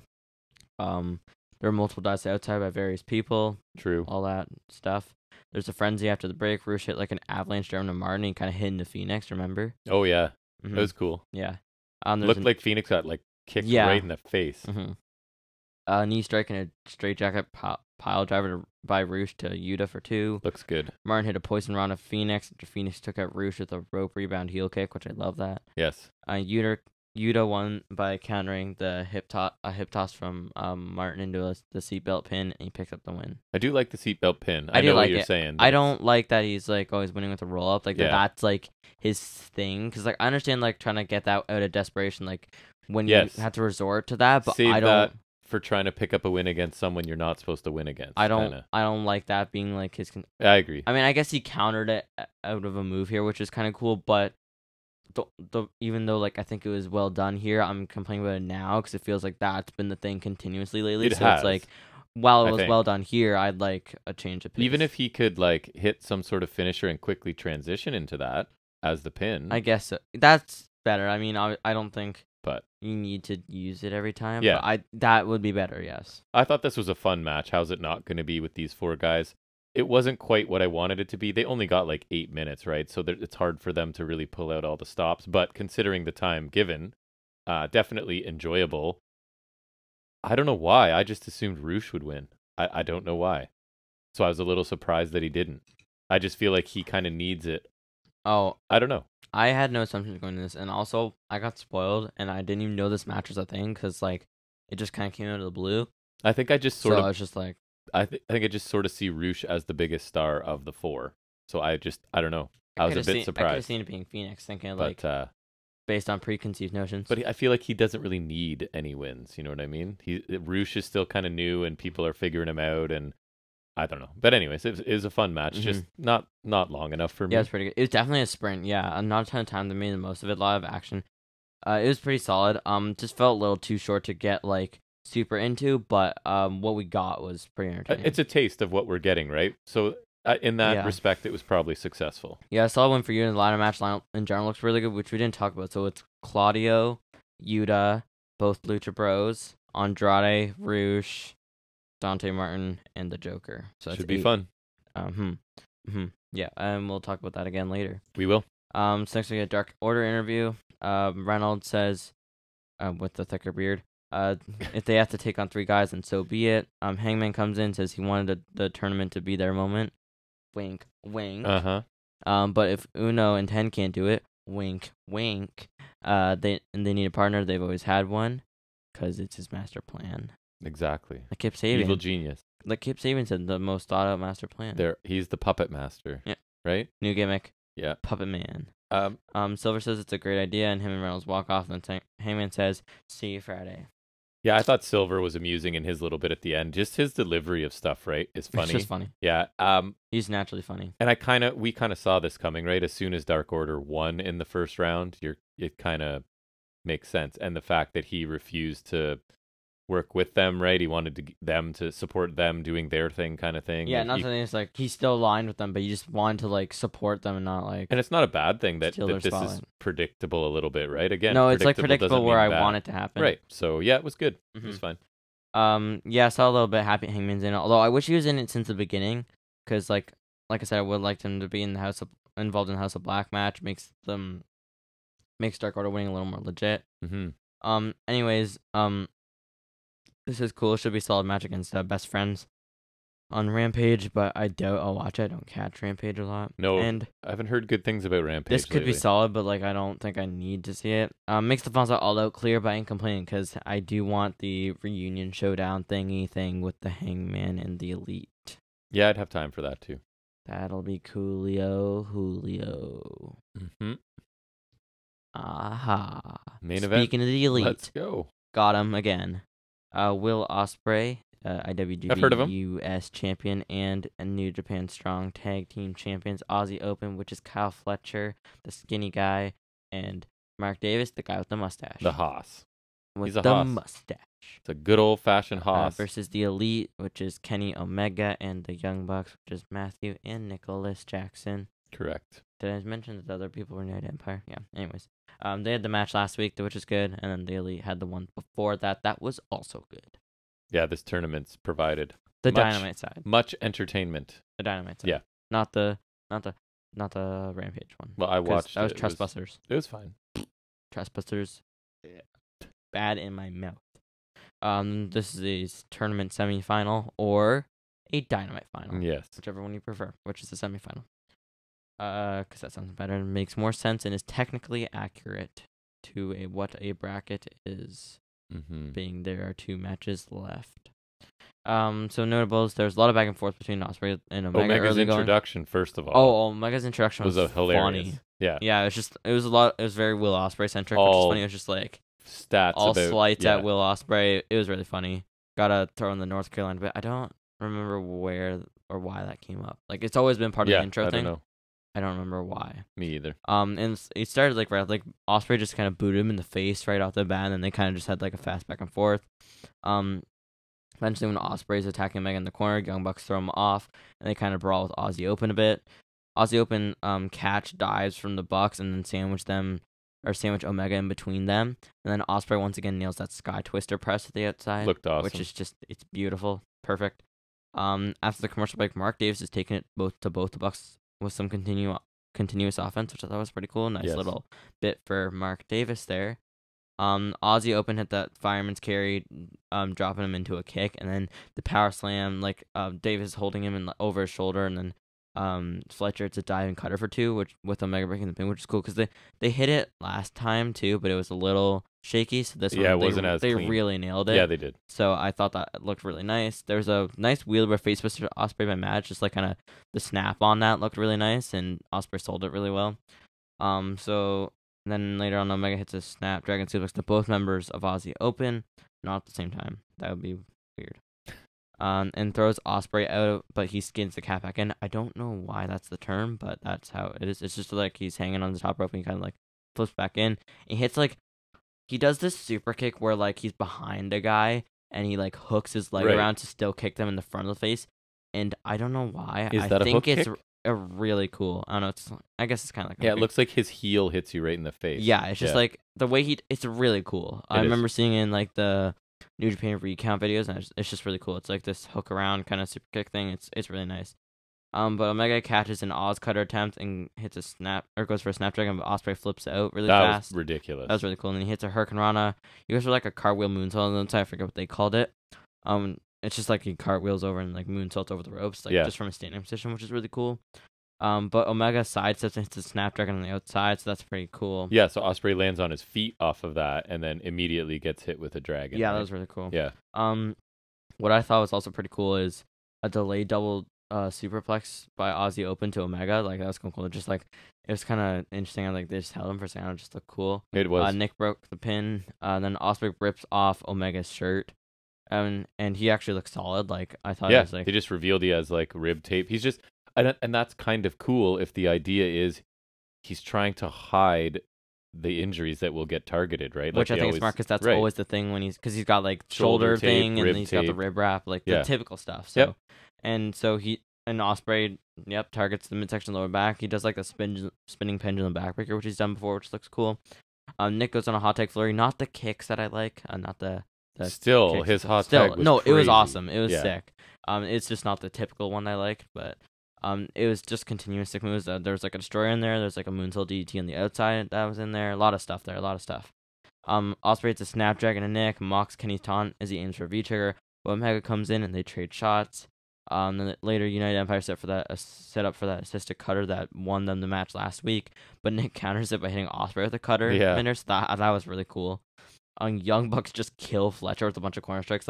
Matt hits him a forearm, then Nick does the high knee and the Domagirian another shot. To just kill Fletcher in the corner. Poor Fletcher took a beating in this. Poor Fletcher takes a beating He sells well though. Yeah, so that's what I noted. Yeah. When he takes super kicks, he sells really. Even last week too, he sells pretty good. I like Fletcher a lot. Considering he's pretty young, he's just a tag team guy. So I like him for a tag team guy for sure. And then Omega hits a pop-up powerbomb, rolls him through, and then Fletcher just gets killed again by a double super kick V-trigger. So that was really awesome. That got a 2 count. Bucks look for a Melter driver, and in an awesome sequence, Ospreay catches Nick with a cutter off the springboard, so that looked really cool. They barely caught that. The camera angle wasn't the best, but it just made it look cool because it looked like Ospreay came in north. So he did, it looked really cool. Yep. And then Fletcher kind of flips over Mass, and now he's holding him in the tombstone. Then Ospreay climbs up, and they hit a shooting star press spike tombstone. And I don't think it was which perfect, was but crazy. No, it wasn't perfect. Doesn't matter. But it doesn't matter because really do I've seen, like, I've never seen that before. No. Like, I've never seen anything like that. The closest thing, I guess, is the Meltzer driver was just a 450, but I've never seen anything like was that. cool. Like, it was crazy. Like, the camera angle also, like you said, kind of It wasn't perfect, but No, it wasn't perfect. Like, full marks for attempting it. It was pretty close to perfect. Like, it looked cool regardless, right? I was like, even just the idea of it is cool. I was just blown away. Like, I would have never thought of that. Yeah. Like, and I know it doesn't add impact. It's just flashy, but sometimes flashy. It was. I was like, props because I've never seen anything like that before. Omega hits a V trigger to Ospreay, and both Davis and Fletcher take super kicks, then a triple super kick to Fletcher because it's just bully Fletcher now. I guess it is. Omega lines up a V trigger on Fletcher, but Ospreay jumps in with one of his own, which I thought was cool because Omega's just like gearing up for that. He just gets taken up with that. Indy Taker to Ospreay from the Elite, and then a V trigger and a one-winged angel by Omega for the win on Fletcher. V trigger wasn't the best one ever. No, it wasn't great. I even saw it like before. Commentary tried to cover it. They were like, "Well, I kind of got him on, still got him on the neck." You know what I mean? So yeah, it was alright. Enough. It would be enough to get him in, set up for the one-winged Kyle angel. Fletcher, man, took a beating. He took did. like all the corner moves, the triple strike and triple super kick, the last bit of offense. He was Poor the guy Fletcher. to get beat. Oh man, he took a beating. Another insane trios match, right? The whole thing was excellent, but for me, like, Nick's hot tag on, I thought this was like in an extra gear and was just so exciting and fun. Just one of those where I'm like, I'm glad it's you that's got to take notes on this because I just want to sit and watch it. Nick's hot tag was fantastic.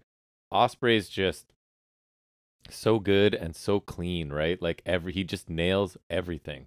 And Omega seems to be like shaking off any rust that he might have had, and I think like this Omega Ospreay, if it ever happens, is going to be a pretty big deal, right? Like I think it has happened before, but it's been a while. It's been a long time. So Aussie Open has looked fantastic in their time in North America because I've watched some of their stuff in New Japan Strong too. Like they are just a really, really, really good tag team that you can put in there with pretty much anybody. So I'm really hoping they're picking up fans in North America because I assume they are, right? Because if you haven't seen them before, they are really good. So yeah, we only ever saw them on live in an indie show. We saw them live, and then they kind of just resurfaced. Yeah. When they came to a lot better than when we saw them. Although they were still like they were good. I always I took a liking, bit of a liking. They fought Dark Order. Was that who did they face? I don't know. Strong Hearts. I can't remember who they fought. I think Strong Hearts fought Dark Order. Because that was the OWE. They were on Progress. Oh right. Yeah, I can't Progress remember. Smash. Anyways, regardless, fantastically entertaining main event, and just again, this tournament's given us some really cool matches as expected. So love the main event this week. Yeah, all three of the Dynamite matches I think have been fantastic. Yeah, we loved them. Last week's was definitely my favorite though. Yep. Another amazing main event. Once again, it was killer. 2 weeks, actually 3 weeks, I guess. A fantastic trios main event. 2 weeks with United Empire though. Gotta love it. I don't understand how you possibly couldn't love this. You can't not. Right. It was amazing. Little surprising, but I like that they got right to Omega versus Ospreay, so that was kind of cool. Their action was right from the get-go. It was entertaining the whole time. Like you said, like after the hot tag, it did pick up into another gear. Ospreay and Omega had more than a few sick exchanges. I thought they were definitely the highlight. They're like just going back and forth. A lot of there's multiple times where I think they had some notable exchanges, and Nick's hot tag spree was amazing. The only guy I feel like we didn't get a lot of was Matt. I feel like he was mostly just involved in the frenzies, like with multiple guys in there, which I think is fine because I think like with a lot going on here, it's fine. It's not necessarily bad, just like a bit of a thing I noticed. There's so much going on here at times. Again, difficult note taking, but man, was it fun to watch. The Omega Ospreay mini feud embedded in there was great. Obviously, it would make for a sick match anytime. So I hope we get that rematch someday. The latter stages especially were nonstop with some great near falls and a lot of crazy moves like shooting star press tombstone. That is bananas. I don't even know how that's crazy. And Fletcher just died. Like maybe that's why they're leaving because they just killed Fletcher. Yeah. I like this. Another amazing one. I think I like last week's a bit more because that was just peak. But this was still awesome. I would definitely recommend checking this out. 100%. I'd recommend checking out all the Dynamite trios matches or trios tournament. You can't go wrong, honestly. Mm-hmm. So overall, another I thought very good episode of Dynamite. A step below the past few weeks that have all been in the A range for me. So I like Danielson Hager more than you. I thought it was good. I thought the four-way was fun, but under-delivered, mostly just because it was short, right? And the main event was excellent. Mox's promo was strong. Punk's was a bit of a miss for me.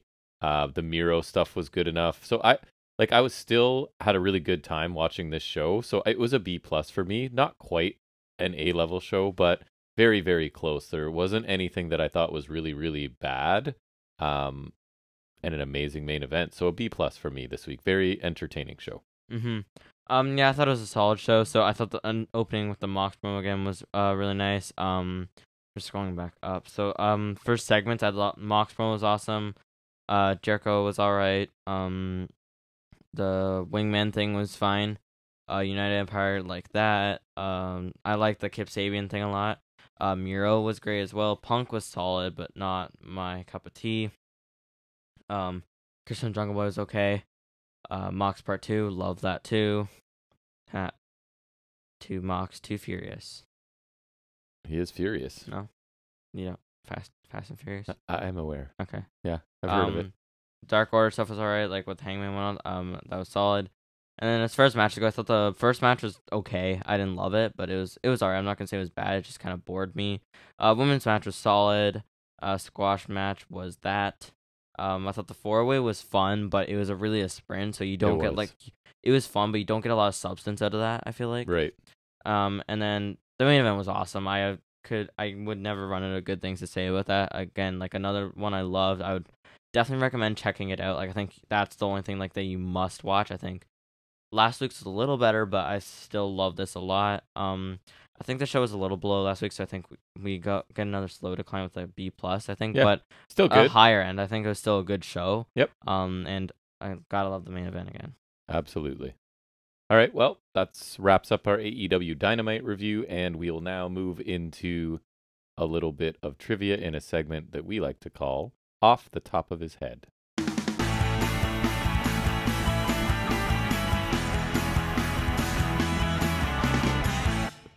All right, this week we are going to Kip Sabian trivia? No. Oh. We are taking a look at, what do we want to call it? AEW title matches, defenses, whatever you want to say. So, I'm going to kick your butt. You probably are. Well, of course you are, but we'll see. So I'm going to go all the way back to the beginning. I'm not going to do television defenses, but all pay-per-views, and we'll see how many you can get. That limits it. Okay, so first is August 31st, 2019 at All Out. All Out. So who do we have? Who beat who? For what? It's championship matches. There's Young Bucks and Lucha Bros. And No, what? Just AEW, the main championship. Oh. The heavyweight championship, whatever they call it. That. World championship. Jericho beat Hangman. Correct. It was the inaugural one. Inaugural. Good. November 9th, 2019 at Full Gear. Jericho beat Cody. Correct. That was the one where Cody can't challenge again. Yes, and they stuck to that, to be fair. Yep. So we've got February 29th, 2020, AEW Revolution. Mox beat Jericho. Correct. Oh, is it just the main title? Yeah. Oh, okay. That's all Easy. I'm doing. Yeah. Well, I didn't know it would be that easy for you, but probably sounds like it is. May 23rd, Double or Nothing, 2020. Moxley beat Brody Lee. Correct. Remember they went through the stage? Yes. And how did that match end? It was a sleeper, right? Referee, yeah, stopped it, I think, right? That was a good match. Yep. Fight for RIP. Oh, that's not a pay-per-view. But would you still get it? Fight for the Fallen, July 15th, 2020. Moxley. Oh, is it Brian Cage? Correct. Yeah, because he won the casino ladder match. Right. September 5th, 2020, All Out. Oh, that was MJF. Correct. Mox beat MJF. Correct. If there's any TV specials, you can leave them in. I'll try. Okay, that's fair. Because there is one coming up. November 7th, 2020, Full Gear. Was that? Oh, yeah, that was Kingston, right? Yes. The I Quit match? Yes. Mox won. Yes, that's right. So December 2nd, 2020, Winter is Coming. Omega beat Mox. I knew that was coming. Omega beat Mox, that's right. What it was the Mike shot, Callus, the heel turn. 2021, January 6th, New Year's Smash. Oh, that was Omega and Phoenix, right? Right. Omega beat Phoenix. I would not have remembered that. I remember that because I remember that was pretty good. March 7th, 2021, Revolution. Exploding Barbed Wire Death Match. That's right. I guess no one really won that. Well, does it say Omega won? Yes, it does. Okay, because didn't the timer go off? So then it was like, or maybe he did win. I think he did win. Here's a good one. Like actually before the timer. April 25th, 2021, Impact Wrestling Rebellion. Oh, was that the Rich Swann match? That's right. Yeah, he beat Rich Swann. It was the did? title for title? Omega. Correct. Dodoi. Yep. May 30th, 2021, Double or Nothing. Oh, Omega beat, that was Pac and Orange Cassidy. That's right. Wow, I wouldn't have got that one either. September 5th, 2021, All Out. Omega beat Christian. Correct. November 13th, Full Gear, 2021. Hangman beat Omega. Correct. December 15th, Winter is Coming, 2021. That was the draw, right? Hangman Danielson. That is correct. Yeah. Time limit draw. 2022, they'll probably get easier. March 6th, imagine. Revolution. Oh, Hangman beat Adam Cole. Correct. Really, they skipped Danielson again. May 29th, Double or Nothing. Punk beat Hangman. Correct. June 26th, Forbidden Door. Mox beat Tanahashi for the interim title. Good. And then we'll go, now you got to hit all of them. July 6th, Dynamite. We'll make all the TV ones to the end now because we're close. From this year? Yep. Was that Brody King? Correct. Mox beat Brody King. July 27th, Dynamite. Roosh. Correct. Mox beat Roosh. August 10th, Dynamite. Oh, the most recent ones are killing you. Wait, was it? August 10th. Wait, was that Punk? Did they make a mistake? No.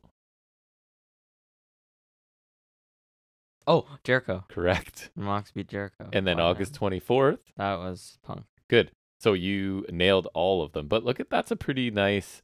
So since Mox won, he beats Tanahashi to win. Brody King, Roosh, Jericho, Punk. That's a pretty good interim run, right? Mm-hmm.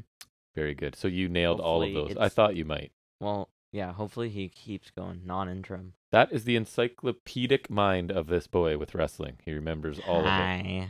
All right, well, that wraps up trivia, which you crushed, and we are going to add in a little segment this week because we have 3 pay-per-views. Previewpalooza. There you go, Previewpalooza, where we'll make some preview and make some predictions for some upcoming pay-per-views. So we will get to that segment right now.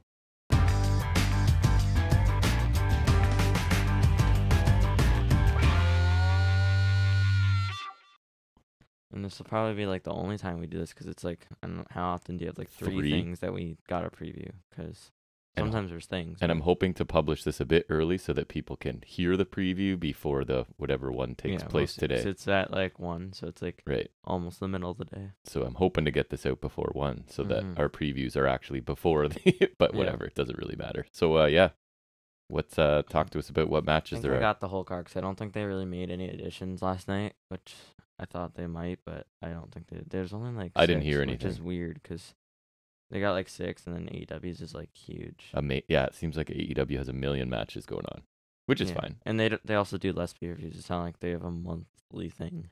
Yeah. Which WWE does pretty much. I know. I mean, technically they did in August, I guess, but it's like same thing basically because it's like beginning of this month. I think they'll have another one at the end of the month. Anyways, what do we got? So I got Belair, Bliss, and Asuka versus Bailey and her peeps. Ugh.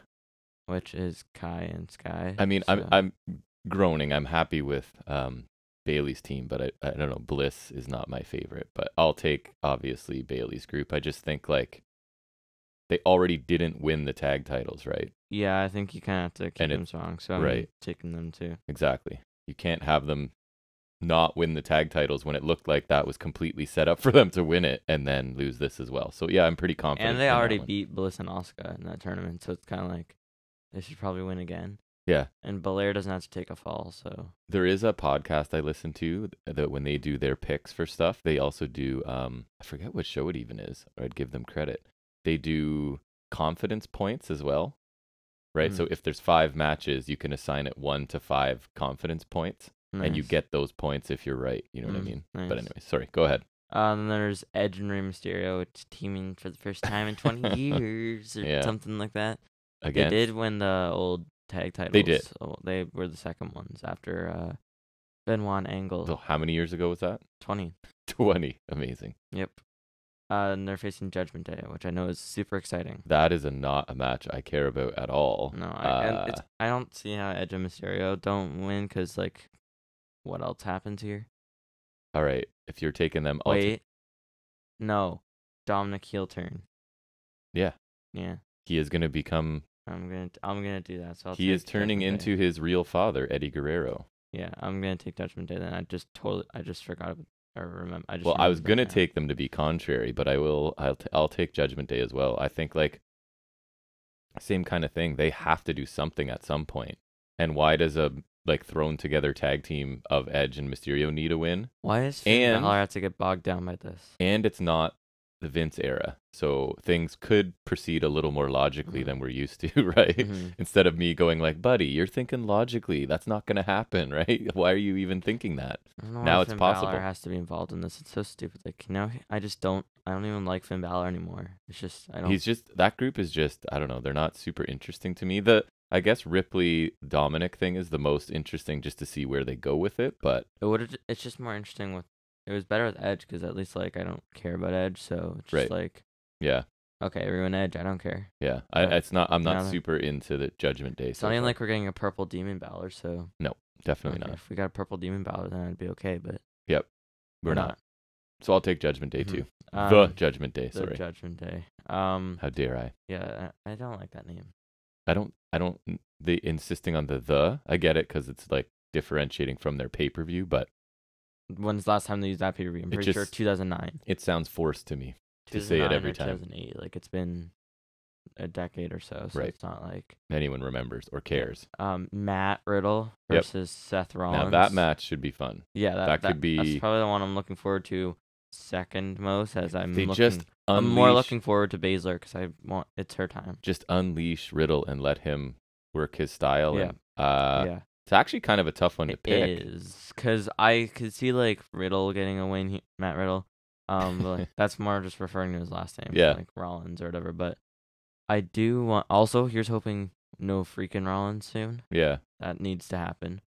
But I could also see, like, Seth Rollins has been on a losing streak. He has. So it's a question of, do they just leave him on that? Because it doesn't really seem to be changing anything about him. And I know Triple H likes them both. So it's like, does he go with Riddle's momentum here, or does he give Rollins a win? Does he feel like he needs to shift Rollins' momentum or keep Riddle's momentum? They could go again. Who are you taking? Sure.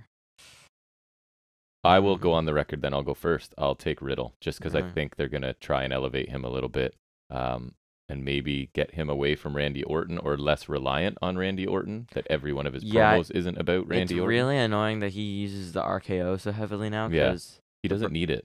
No. Man can do anything. And he's got like agreement, and the Bro Derek's really cool. So I'll take Matt Riddle too. I think the reemergence of his name gives him a resurgence of power. Yeah. And boom. Makes sense. Sheamus versus Gunther for the Intercontinental title. It's pretty easy. Gunther. What I would like to happen is Pete Dunne Dunnifies himself and then attacks Sheamus and is like, me face Gunther now. So they can call him Repeat Dunne? Yeah, totally. Like, has Sheamus been doing anything? I'm not super up on, right? Like, it wouldn't make sense for him to stroll in and like win. a good match for Gunther. Could be an absolute slugfest, right? Like, that could be It'll fun be a good to watch. defense for Gunther, but I don't think he's losing. Yeah, it's Gunther. And then you need to bring Pete Dunne back into the mix, and then like, because he did have his fallen gear, it had the Brawling Brutes logos on it, so it wasn't like full Pete Dunne. He did mention British Strong Style on NXT. Yeah, but that's coming more like up later. Tyler Bate thing, because Tyler Bate there. Get more people in it and get a little faction with Pete Dunne. No, Pete Dunne's a loner. Pete Dunne is Pete Dunne. Butch. Butch is a dog. He is a small dog. So energetic dog. And at least it's close though, because I mean, honestly, like, it's the Brawling Brutes logo is stupid because that's just the dumb name and the dumb logo. Yeah, I don't like it. But at least he's wearing like the singlet and the kick, because he wrestled the New Day as Butch, and you just wrestled in stupid the suspenders and the whatever, right? So like, it is a change. It's not like just because it's the first time he's wrestled, so there's gotta be something. Gotta bring back Pete Dunne and give him his full gear back. Good luck. Give him the theme I like. Either one of his themes, one of the two, something. Have him face Gunther. Call him Walter again, because that's better. All right, keep going. How are we talking about Pete Dunne here? Because Pete Dunne. What's the next match? I got Liv Morgan versus Shayna Baszler. You're not gonna be happy, but it's Liv Morgan. Mm-mm. They're not ending her title run. Yeah, they are. Okay, well, I'll take Liv Morgan. People have been turning on her. I hope I'm wrong, but I don't think I'm wrong. I'll be happy to be wrong about this one.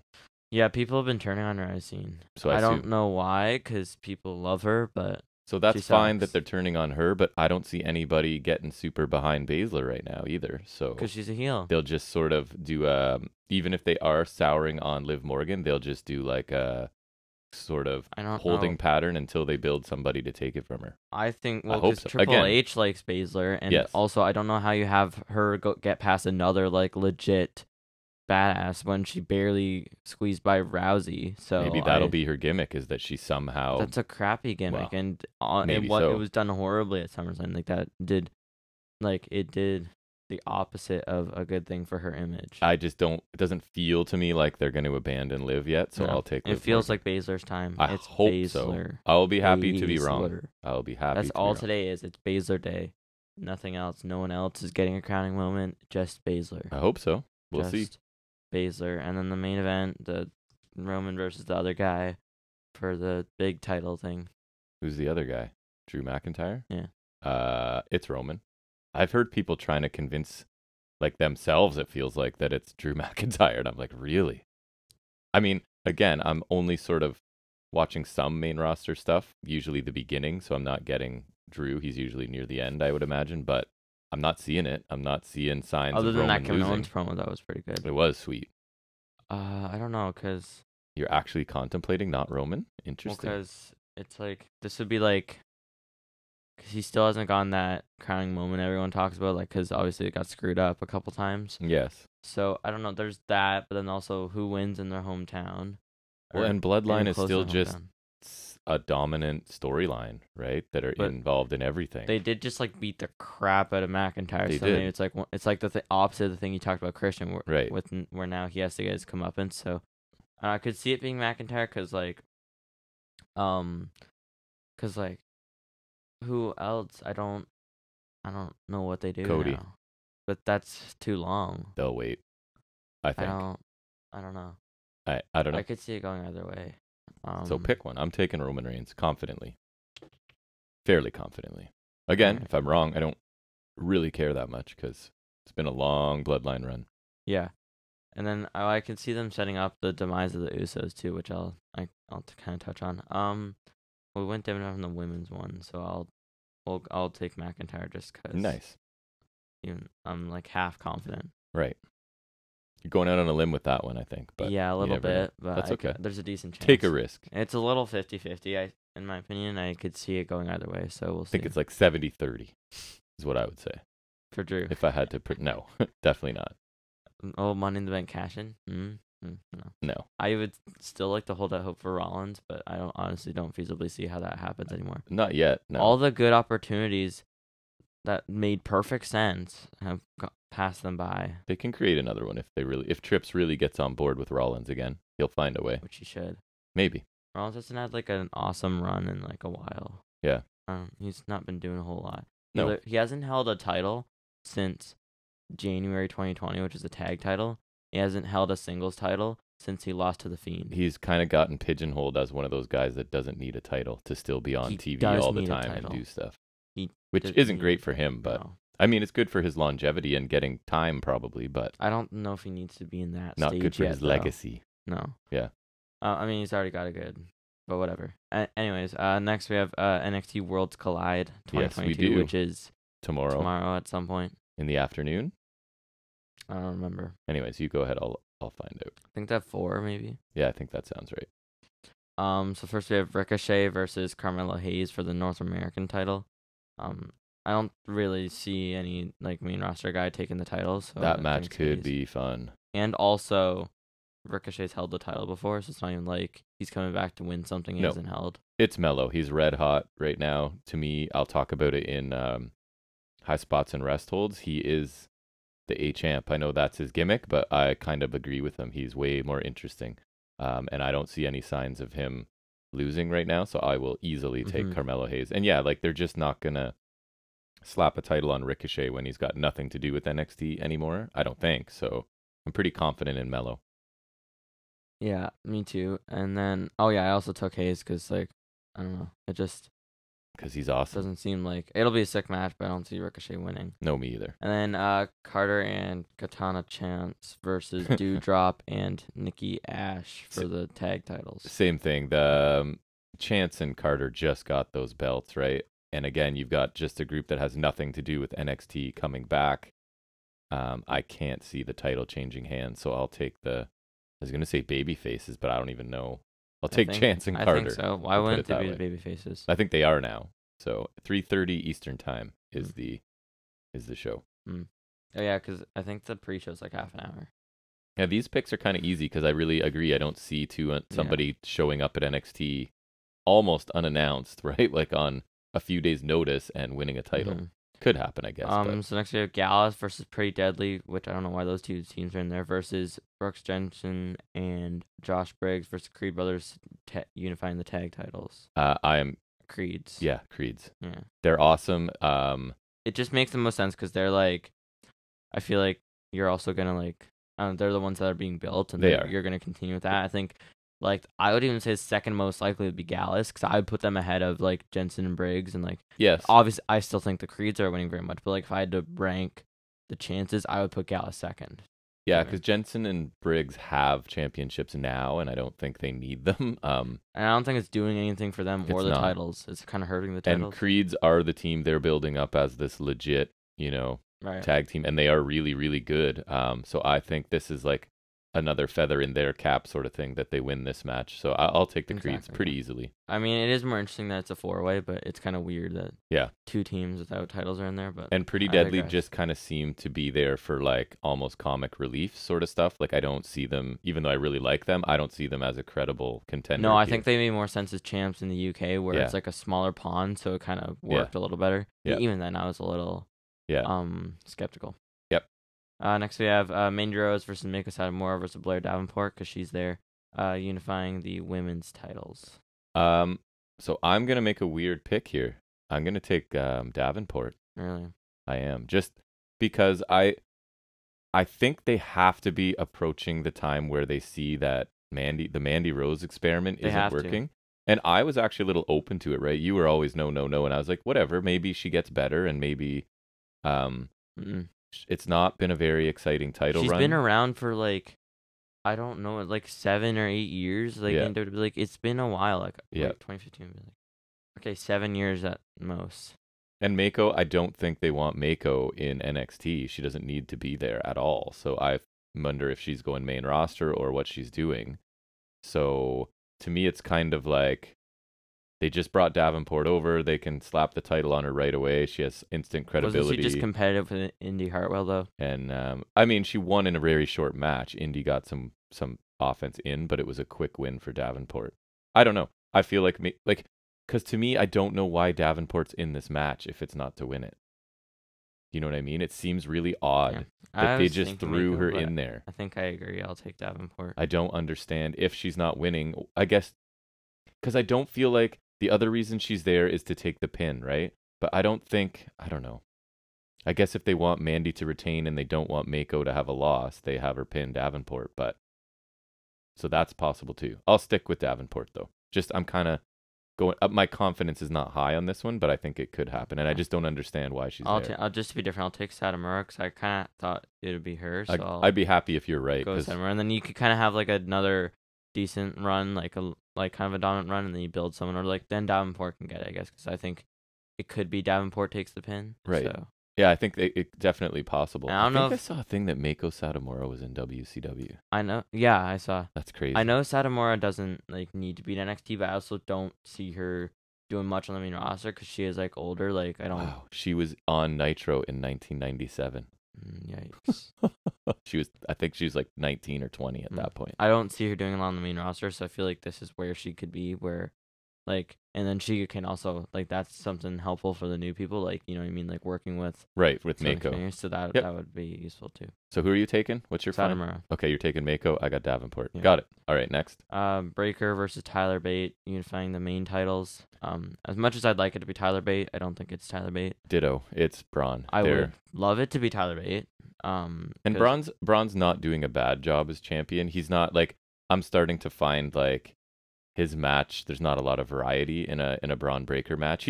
He's solid for sure, I think he's already good enough for main roster, but I don't see him going top of main roster, but like No. if you throw him in the mid card, I think he'd be good, fine. I think they like him as the guy on NXT right now, so I think it's probably. And again, Yeah. I don't know how much people remember or know Bate, so I think it's Breaker again. I would love for it to be Bate. Me too. But I doubt it. Yeah, I'm happy to be wrong on a bunch of these predictions. It seems. Yeah. So next we go to our last one, which is All Out, which will be also tomorrow. Right.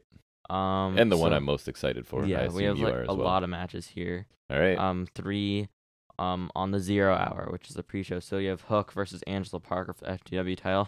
Hook, obviously. Hook. Not much Easy. discussion needed there, right? Yeah, it's Hook. A guy who's there as a comedy character never wins anything Mhm. versus a guy who's on a massive push and winning streak. Has pretty clear. the fictional title. Right. Yes. We have Eddie Kingston versus Ishii. I think Kingston because this gives him a win, and it's not like Ishii's sticking around. Like I don't know. 100% agree. I don't know what a win does for Ishii. Here. 100%. Yeah, he does not need to be. Ishii doesn't need the win. It doesn't really help him if he's not staying. It would just hurt Kingston. And Kingston sort of doesn't seem to win a lot of really big matches, right? So I think you're right. It's Mhm. Kingston in that one.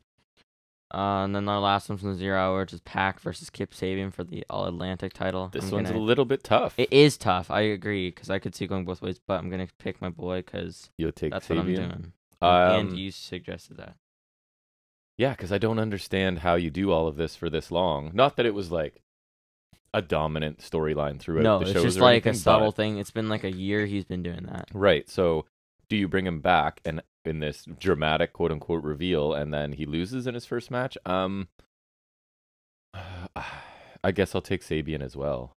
I'm not super confident. I do think there's a decent chance Pac wins, but Yeah, it just doesn't for make sure. sense to have Mhm. Sabian lose here, right? Mhm. Unless there's some sort of shenanigans. But again, they don't do that often, right? Mhm. You usually have some sort of clear thing. All right, I'll take Sabian. Next, all right. So the main card, first one I have is House of Black versus Alan Singh and Miro. And so I was looking at thing like, I think House of Black. 'Cause I think, how did they lose? Like they already lost to Dark Order in the tournament. Like, Yeah. what would it do for their credibility that they lose to a cobbled together team? I think they could get the pin over Alan because that's easy. And then if you want to continue the Miro thing, he can get his win over Malachi or something. Like, Yeah. them losing to a cobbled together trio does not make sense. It would just hurt them. And they can win by shenanigans. I don't care. But Yeah. then Miro can get his wins in like singles matches where it makes more sense. Yeah. I'll take the other team then because Sting.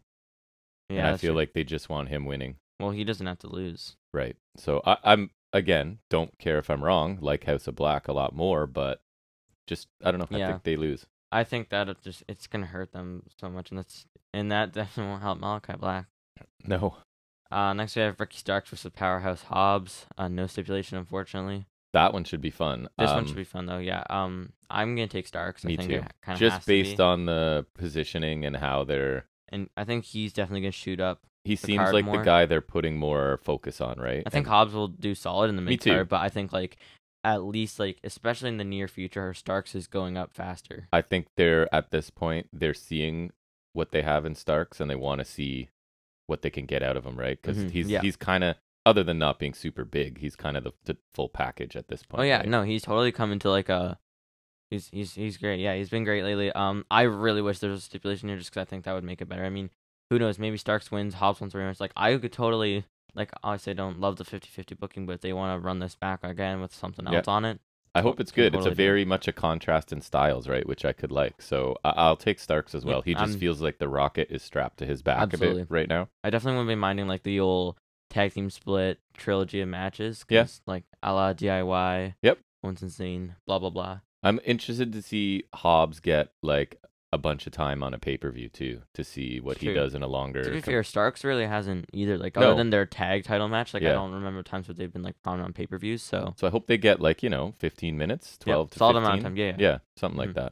that. Next again, I'm sure we're both super excited for this. Jade Cargill versus Athena for the TBS title. I know it's for a title, but this feels like it should be on 0 hour more than some things to me. I'm not even biased because I like him. I'd rather see Kip Sabian on the main show than Yes. because that's like it's sure it's a shorter build, but that's more interesting to me. Like this should have been on like the last TV special or whatever. This should have been like a couple months ago. Now, do you think Athena's the one to end the streak? I don't, so I'll take Jade. I guess I don't.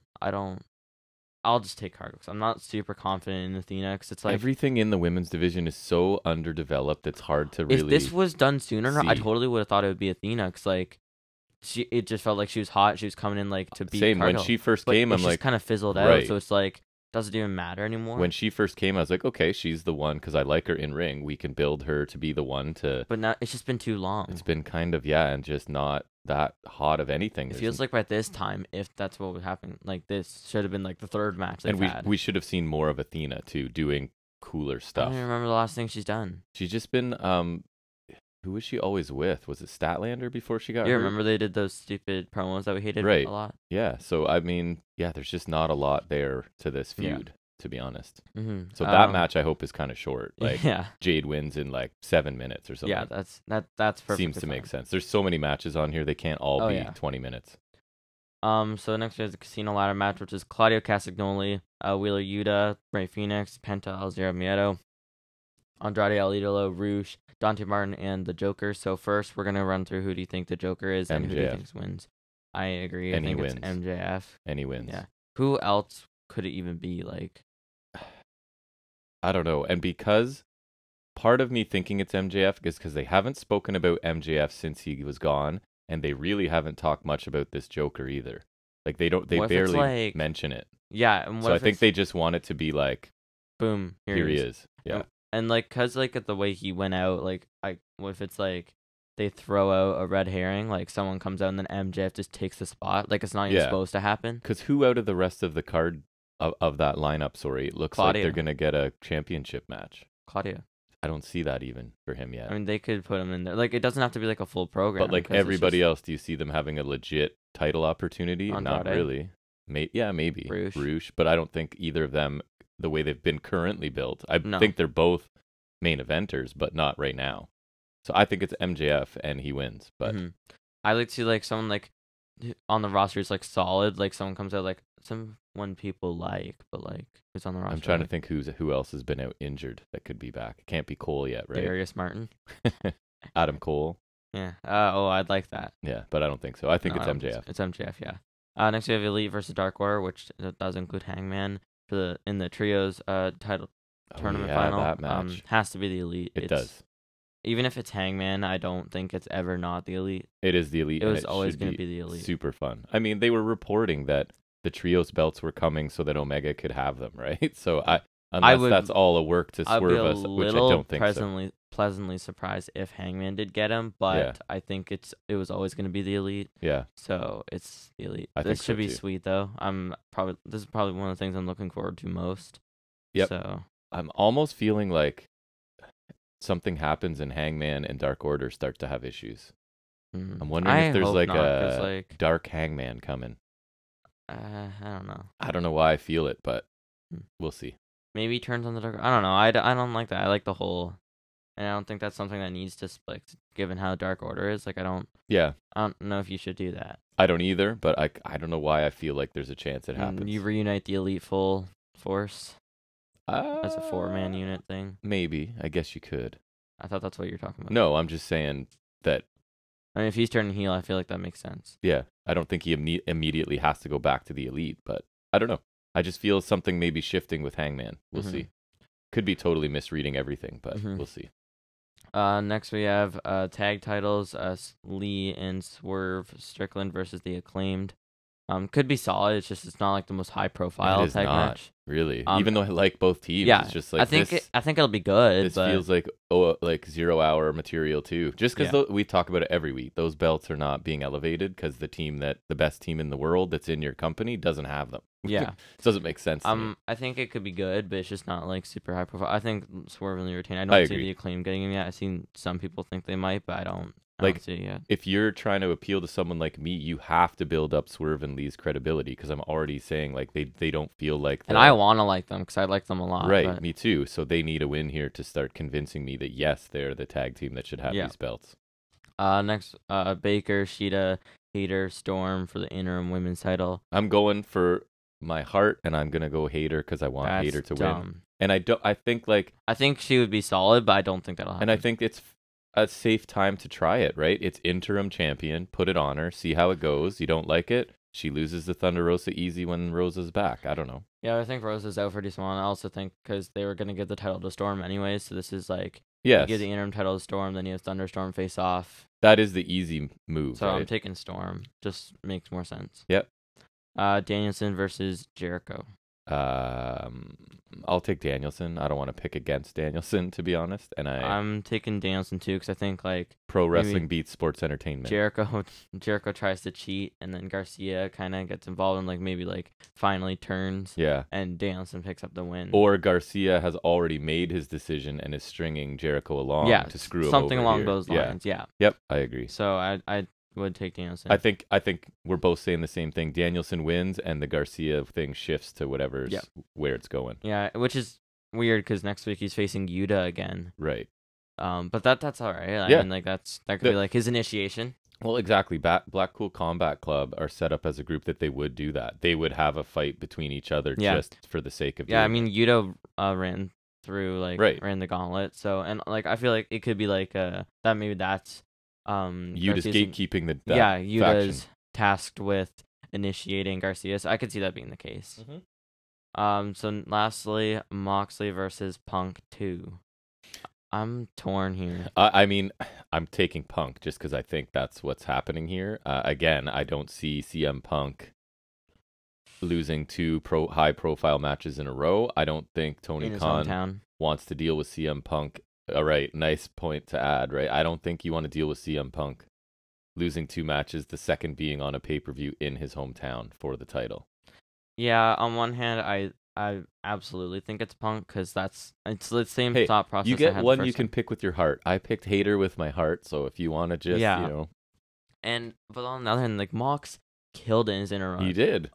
Punk. I think that's why he's so mad. Punk dropped the ball and Mox freaking ran with it. He's been doing great, and he killed Punk the first time. Like he's been great. Like there's no reason he shouldn't win, other than CM Punk is a doof. Yep. Like I don't know, like because there's a lot of reasons for both of them to win, which is it's interesting. It is. It's good.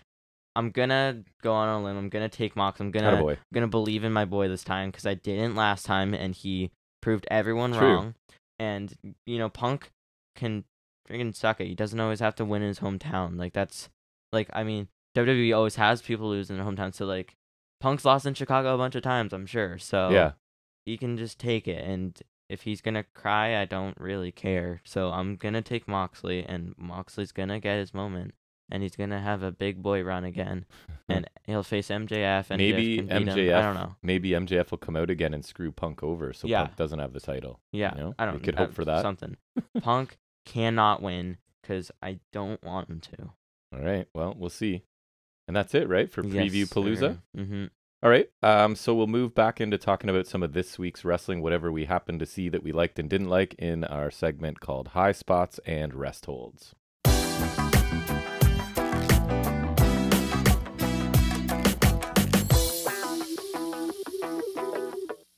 All right, so I watched all of NXT. I watched all of Impact Wrestling. I watched a little bit of Raw, and I think that was it. So I'm going to start out from the world of NXT with a rest hold, and that is that our boy, Charlie Dempsey, lost in his debut match. He lost? He lost to Andre Chase. He lost to Andre Chase via distraction roll-up, which was one of two on NXT, which would also be a rest hold in a separate category, but I'll lump it in here. They had two of those. He did get to showcase some of his unique submission style that I quite enjoy, but at the end of the day, he took a loss to a comedy mid-carder in his debut, right? I imagine this continues and maybe he gets his win back and maybe he beats everybody in Chase University, but still, right? This was his first match and he lost to a guy that doesn't ever win and wrestles in like a sweater and pants. Mm-hmm. Yeah, I wasn't happy, but good to see Dempsey there at least. Mm-hmm. You? High spot from Raw. So I think Jey Uso was facing Owens or something with Owens. Yes. And so it might have been post-match, but I don't know because that looked like the stairs were taken out. But so they were trying to get Zayn to hit Owens with a chair, and he's kind of conflicted. So I like that. Teasing a reunion, which would be cool. Yeah, it's kind of weird because then Owens would be flipping to face again. Because Owens was trying to talk him out of it, right? Like, kind of being. So he's face now. Like, I guess ever since the Canada one. I think he's doing like they're fully letting him do the Stone Cold like badass anti-hero kind of deal. He was heel for a while. I know. Against Austin, against Ezekiel, and then like he was doing a bunch of stuff. But and now I think he's he's just again. I kind of think he's doing the anti-hero I think he's thing. face again. Like he Maybe. just keeps flipping. He's almost Big Show in a bit. Yeah. Hopefully Zayn does discipline and joins Owens because then they can maybe win the tag titles. That's your end game for the Usos there, and you can rerun their feud eventually, like next year. Yeah. I was also like, and you can send them for WrestleMania. Yeah. I was hoping also for DIY to go in that direction, but I think you could also you could have DIY like team up against Miz and someone. You know what I mean? Like Miz and Theory, let's say. Logan Paul. Oh wait, that makes sense. Because Gargano returned and attacked Theory, so and Theory and Miz makes a lot of sense compared to Miz and Ciampa. It'd be like Miz and Alex Shelley all over again, or not Alex Shelley, Alex. Oh my God. Riley. Right there, you go. A-Rai. Yeah, so that would be cool. Actually, so yeah, you could like do that, and then like eventually DIY turn. Sure, you'd be running two feuds that are pretty identical at the same time, but I don't care. Yeah. And Owens and Zayn are already involved with the Bloodline, so at least like with the Gargano thing, it's more open-ended so he could do other things, so at least get this running because it makes sense. Yeah. So that's cool. Yeah. Because I like them teasing that. NXT high spot, just Carmelo Hayes and Trick Williams as an act right now. They were the main event of this show, not in a match, just doing a promo segment where Ricochet interrupted to set up that match. And Carmelo Hayes is so good on the mic. His heel logic was actually pretty solid, right? Because he was talking about how everyone's so excited about this title unification, and he's already done that, you know what I mean? Which is true. And again, that he's the A-champ, which I kind of agree with. And like, I think I texted you as I was watching it, like Trick Williams made me laugh out loud a couple times because he's now found his little niche where Carmelo Hayes says a whole bunch of stuff. And as Hayes is like taking a breath, Trick Williams would be like, talk about it. You know what I mean? And he'll just like, all facts, like stuff like that. And he's just, I think they're really hitting their stride as an act. I don't really want to see Trick wrestle a whole lot at this point, but his character work is really funny, just sprinkling in these lines whenever Mello sort of takes a breath. So yeah, he is my A-champ. He's super entertaining to watch, and I'm assuming he's a main roster call-up at some point, but right now I think he's pretty much one of the most entertaining things on this brand, so I quite enjoyed their spot this week. Next I have a Resthold from Raw because Kurt Angle is there for Pittsburgh. It was like a bunch of stuff. I watched that. It was lame. Him and Gable shooshing each other. And then he and Edge did like a retread of that segment where like holding the signs with stuff written on the back. And I didn't get it this time because like I don't know whose perspective. It was like Story Ray, something like, was it from Kurt's perspective or Edge's? Like I don't know. It was weird. Anyways, I think Kurt's. It was way worse than the first one. I don't know. It was weird. I didn't love it either. Like lame. Yeah. NXT Resthold, no surprise, is Schism. So that's Gacy's group with, oh my God, what are their names now? What are their names now? Jagger, Reed, and Rip Fowler. So they had a really long in-ring live promo segment that the crowd turned on within like the first 90 seconds, and not like giving them heel heat, but giving them like, oh my God, just stop heat, right?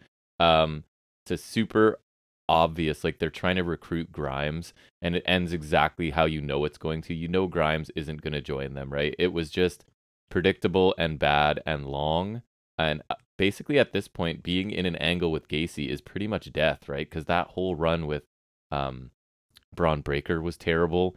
This whole thing is terrible with the grizzled young veterans. It's just and I thought Gacy's character had potential in the beginning, but it's been long enough now to say that this is not good, and anyone that joins an angle with this group gets much less interesting. Next, I got a bit from SmackDown and Resthold. I told you New Day and Viking Raiders had a Viking rules match. And what does that exactly entail? Basically, it looked like an ODQ match because the thing I saw, it was like another stupid thing for the poor Viking Raiders because I saw it was like they powerbombed Woods off of a chunk, like a Viking ship thing that was attached to the ring through some tables. It was stupid. It was like level with the ring and then it's like shaped like a Viking ship. It was dumb. Nice. High spot, Pete Dunne on a tablet on NXT, or Butch or whatever you want to call him. but he wasn't really being Butch. The character was back to Pete Dunne. He even mentioned British Strong Style, as I mentioned, which I'm really hoping we could get that as a faction. Maybe add Dempsey, add Tyler Bate, right? And get some other people and have a cool British Strong Style faction. But it was nice to see Pete Dunne being Pete Dunne and not being a cartoon character on main roster. Which is weird because he's still Butch, but they Yes. can fix it. It's like they took a pause, and when he talked to, Tyler Bate, he was back to normal sort of thing. It was nice. A couple high spots from Rampage. So I saw a bit of Dark Order Best Friends on Rampage, Oh yeah, I was which gonna looked check pretty that solid. out. Yeah, I'm sure. So that was cool. Nice. NXT McDonough, what is it? JD McDonough Jordan Devlin being a creep. I thought he was really good. He was talking to the interviewer. I can't remember her name. You wouldn't know because you don't watch anymore. But anyways, basically, he's this weird guy that he says really focuses on self-care, right? And testing the limits of his body and mind. So it's That's dumb. it's like he's a meticulous kind of psychopath, and he is unapologetic about it if people find his methods strange. I think he's doing a really good job. He just now needs to start racking up some quality wins because he pretty much lost a Breaker right out of the gate, right? So I like what he's doing with this character. So he just needs to start winning, I think. But I liked his interaction here because the interviewer did a good job of looking sort of creeped out by him at the end too. My last one is another high spot from Rampage. I saw like the interview segment between Swerve and Lee, and then the Acclaimed. Right. It was actually pretty good. I thought the Acclaimed were pretty solid. I liked what they said, and then Lee was okay, but I thought Swerve was especially good. Yeah, he's awesome. He I don't remember. Like he said, like his last time was funny because he said like they were like made of rock, stone, gravel, whatever. Unless he checked rock, beak, scissors. Right. So that was pretty funny. That's funny. But he was like, he was saying a lot. And he got like pretty amped up. I don't know. It was better than usual. He got like pretty fired up, and I thought he kind of made a point. So good. It was really good. Nice. Switching to Impact, high spot was Killer Kelly again this week. Just another cool video from her. It was a pre-recorded thing this week. She's kind of like this stalker, but there's almost like becoming a sexual undertone to it. So I don't really know where it's going. It feels kind of strange, but I found it really interesting so far, and I like Killer Kelly. She looks somewhat different, right? She's sort of changed her character, and I'm very interested in it so far. And then a rest hold from Impact. Also, the women's division is Rosemary, Jessica, Taya. That trio just does nothing for me. They had a segment backstage where they were talking about things, and Jessica's still trying to work her way in with Rosemary. So Jessica will be at ringside for Taya's match next week as a test for some reason that I can't possibly care about. The acting of Rosemary just kills me. I don't know, man. I always want to say that this is beneath Taya, but really, what has Taya done in the last like couple years, right? Because we're always like, Frankie Monet. Taya's cool and she's really good and she should be elevated, but she's not. And I don't know, sometimes even the matches we saw with her, we weren't impressed, right? So maybe I need to reevaluate Taya. Maybe she's past her prime. I don't know, but I do not like this group. High spot, I had you watch it even. I thought Kyle Fletcher of Aussie Open cut a pretty solid promo, right? It wasn't anything flashy, like you could even say kind of generic, but I thought his delivery was good. It made sense. It was just nice to hear him speak because AEW really hasn't done much work in letting us know what Aussie Open are about, right? It's just kind of like they come out and wrestle awesome matches, which is great, but they don't really say anything. There's not really anything said about them. So Impact at least gave us a little bit of information and let Fletcher speak, and I thought he did a really good job, so I was happy with that. Also, one more Impact and then one Raw, and that's all I got. Impact high spot. I sort of combined a few things because honestly, the in-ring action in general was really good on this episode. You had Mike Bailey defeat Kenny King to retain the X Division title. There was even a false finish in that with Maria getting involved. Really good match. You had Alex Zane taking on a Mascara Dorada, who is Grand Metalik, right? Pretty entertaining match. And then the main event was Masha Slamovich defeating Deonna Purrazzo, and she is now the #1 contender for the women's championship. And I was interested to see Slamovich in a full-length match because she's just been basically squashing people since she arrived. So it wasn't perfect. There were a couple glitches maybe in the beginning of the match, but by the end, I thought it was a pretty entertaining. So Even, I'm going to say this, the opening match was OGK defeating Good Brothers for the tag team championships, because I think Good Brothers are on their way out. Hallelujah. I may even put in applause under that as I announce that. Get the Good Brothers out of there. Just don't have them going anywhere I watch anything. Go back to Japan. It's Honor No More. I know. So OGK, whatever, Honor No More, win. And that match was actually better than I would have guessed. So pretty good in ring. And Mike Bailey just continues to crush 2022. And finally, in a Raw high spot that I think has gone viral and probably everybody's seen, but it's really, I saw the whole thing. I think going around the internet is just the highlight part of Riddle Rollins interaction, right? Oh yeah, that was awesome. Really good. And this is like, they were brawling in a parking lot too. Bringing in reality, right? Yeah, and they used like did you see how they did that? Yeah. With just a random fan, quote unquote, recording it and talking like bird's eye view kind of thing. So a little bit different. It looked like a tarmac at an airport. Kind of cheesy, but at least they were trying something new. So I watched almost half of Raw this week and I didn't hate it. I didn't feel insulted. I didn't like groan out loud or roll my eyes. I don't think everything was good that I saw, but nothing was terrible. And that's like an improvement, right? For sure. So this was a heated segment, right? With Rollins basically saying, oh yeah, you don't have a family. Your wife left you and took the kids. And Riddle just like went believably nuts and like dropping F-bombs and the whole deal. Like this felt real, which is obviously, I say it all the time, what I want. So, and that's just that giving match Riddle some legitimacy too, beyond being like the stoner, like with the scooter, like he's more than just exactly the stupid pothead that rolls around on a scooter. He has a life, he has problems, and Rollins is the dirtbag that's gonna like refer to those in a promo, which I like, and adds more interest to a match that should be really good anyways, right? So look at me pulling a high spot from Raw. That's crazy. So yeah, weird times wraps it up for me. So I guess we are moving into our final segment, where Jack's going to give us an update from the world of wrestling action figures in what we call Figuring It Out with Jack. So there's some new basic images. Yay! Basics! Woo! There's a couple different versions of Reggie. So you're telling me it's basics and it's Reggie? Yes. So this is clearly the most sought after figure of all time. Yeah. I would assume. There's a red pants one, a white, there, whatever, they exist. You want them all, I assume. Give me all the Reggies. Yes. There's Damian Priest in like an all black look, which is better than his first basics. His first basic was weird.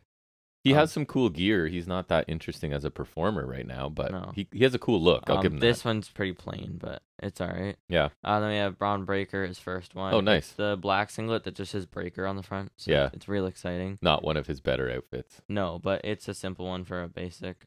So it's pretty solid. The face scan looks pretty good. That's cool. I guess I don't mind him like in the basic line first, because that'll get him out, kind of also gauge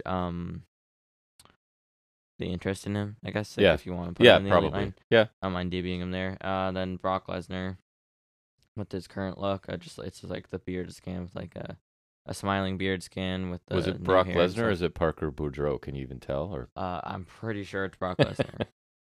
And then Nikki Ash, which is it looks alright. It looks better than the renders did. It's still like a lot of painted on. She looks so stupid showing up at NXT.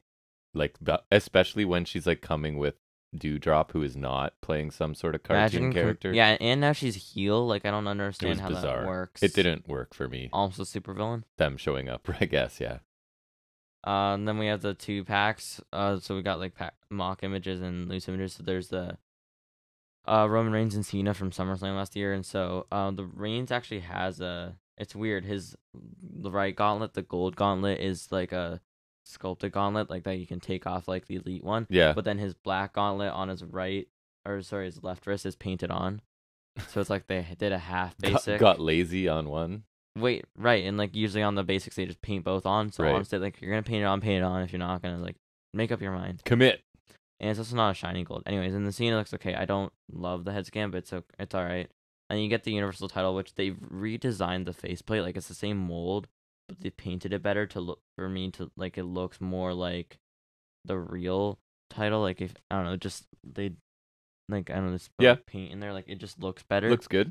And then also it's got Roman Reigns side plates on there, so nice. That's kind of cool. I almost want to get this just for that, but we'll see. Maybe if I ever see these on sale, I'll get it. Then you got Usos in black gear. It's like the kind of current look with one tag title. Yeah. Makes sense. Literally the top comment I see, the frick am I gonna do with one tag belt? Fair point. It's the weird Jimmy Uso skin where they both look like Jey Uso. Yeah. So it's not great. It's just like another Usos. Apparently they sell well, which is good, I guess, but I don't love it. And then you got Becky Lynch and Bianca Belair with the Raw Women's title, which has Becky Lynch side plates, and like I said, the faceplate looks better like that Universal title. Right. So I like that they're finally like. I don't love like the. I like the title I have where it's like all molded on. Yeah. But these are at least like they look more akin to that, so at least I like that because it looks better like when it looks a little more accurate. So yeah. I like that. Nice. And at least they're coming with belts. I mean, I wish they would go back to normal battle packs because then sometimes they come with like cool weapons. Like I remember the first series when they brought back the accessories, like AOP had like kendo sticks, but one of them was like a kind of broken kendo stick. Right. I remember I got the Andrade and Zelina Vega one where he came with like the La Sombra mask. Yep. Like and then sometimes they come with belts, like Nakamura and Mysterio had belts, or like sometimes, I got the Hardys one with like crutches. Yes. Like sometimes you get like cool stuff, like because coming with these belts is cool, and like I don't mind them doing it every so often, like the championship showdown series, because they always come with these belts with the side plates on them, but. Also, I think this will be implemented in the Elite line, so I don't think it matters. And then also, like, I don't know, leaves the battle packs more open, because I think it's cool, but they're kind of limited to just belts, so it kind of sucks, because I miss the old battle packs. Mm-hmm. So they had cooler accessories. Variety is nice. Yeah. Oh, I remember the one that was Ricochet and Velveteen Dream from TakeOver Chicago, when Velveteen Dream wore, like, the Hogan gear, I think it was. Yeah. And it came with, like, his... bandana and a boa, so that was cool. Like stuff like that was really cool. Yeah. Then there's a couple of the Bend and Bash figures. Like these are deluxe packs, so you got like Cena with a workout bench thing. So it's these things, but it's like a deluxe pack, so you get like extra accessories, I guess. So I guess it's kind of cool. And it's funny because I think the accessories are exactly in scale with the normal figures, because you get like a Roman Reigns figure, which has like a kendo stick, the broken kendo stick that actually came with the AOP way back when, and then a crutch and a table, which are the exact ones you would use for your normal figure. So you could literally like, it would probably be kind of a little bit of waste. But so they're too big for the scale of these ones? Pack. Is that what you're saying? No, or they're smaller figures, right? I don't think so. I don't know. They're different scale, because it's like, they're like one of those weird function ones. Yes. So I don't, that's weird. Oh, like Stretch Arm. Yeah. Stretch like Armstrong. Yeah. Yeah. And then lastly, you have another Reckon playset. It's a Slam in Stack forklift with a Brock Lesnar basic. It's basically the exact same basic Brock Lesnar that we just talked about, except it's got a straight face expression, so it's slightly different. Yeah. And then it's like a blue forklift with like, so it's got a bunch of breakaway things. It's got like a pallet looking thing. Could probably jump off it. Like, shouldn't it be the tractor that's what that he I was used saying, to flip Roman Reigns? Wouldn't that that's be? why it's funny that he comes. I swear that almost makes me feel like they made a mistake and that they planned on bringing out this blue forklift. You know what I mean? Maybe they did. Yeah, seems weird that they would not get that right. It's very weird, 'cause like that's literally the thing that they always do. Yes. So yeah, that is it. Nice. And did you talk about I thought you were going to mention your Kushida you found. After my first shift, I got the Elite 88 Kushida, because they actually had that at Walmart. So and I thought the face scan on that's really good. Yeah, the Kushida's really nice. Yeah. Came in a while ago, but that's how Canada works. Yep. You just got to keep checking, and you never know what series you're going to find. Yep. Well, that's going to bring us to the end of episode 111. Now, whole bunch of pay-per-views to watch, and we have Monday off. Whoa. 1 pay-per-view and 2 PLEs. Sorry. Right. So there's a chance maybe we'll talk about the AEW long show. Weekend, so we'll see. So obviously, if you subscribe or follow or whatever you need to do, you'll get a notification that we have put up something new. There's a chance we'll get down here on Monday to maybe talk about some AEW. We'll see how it goes. And then if not, we'll definitely talk about things next Saturday on episode 112. But keep your eyes peeled. There might be some sort of bonus episode coming out on Monday if we can find the time. But as always, we'd like to thank you for spending any time listening to us down here talk about the week of wrestling. We really do appreciate it. We'd love to hear from any of you. fnswrestling@gmail.com comes to me. FNS_wrestling_podcast on Instagram. will go to Jack over there. We promise we'll get you a reply, Same regardless of what you have to say. So we hope to see you all back here next Saturday for episode 112, if not sooner. And until then, take care.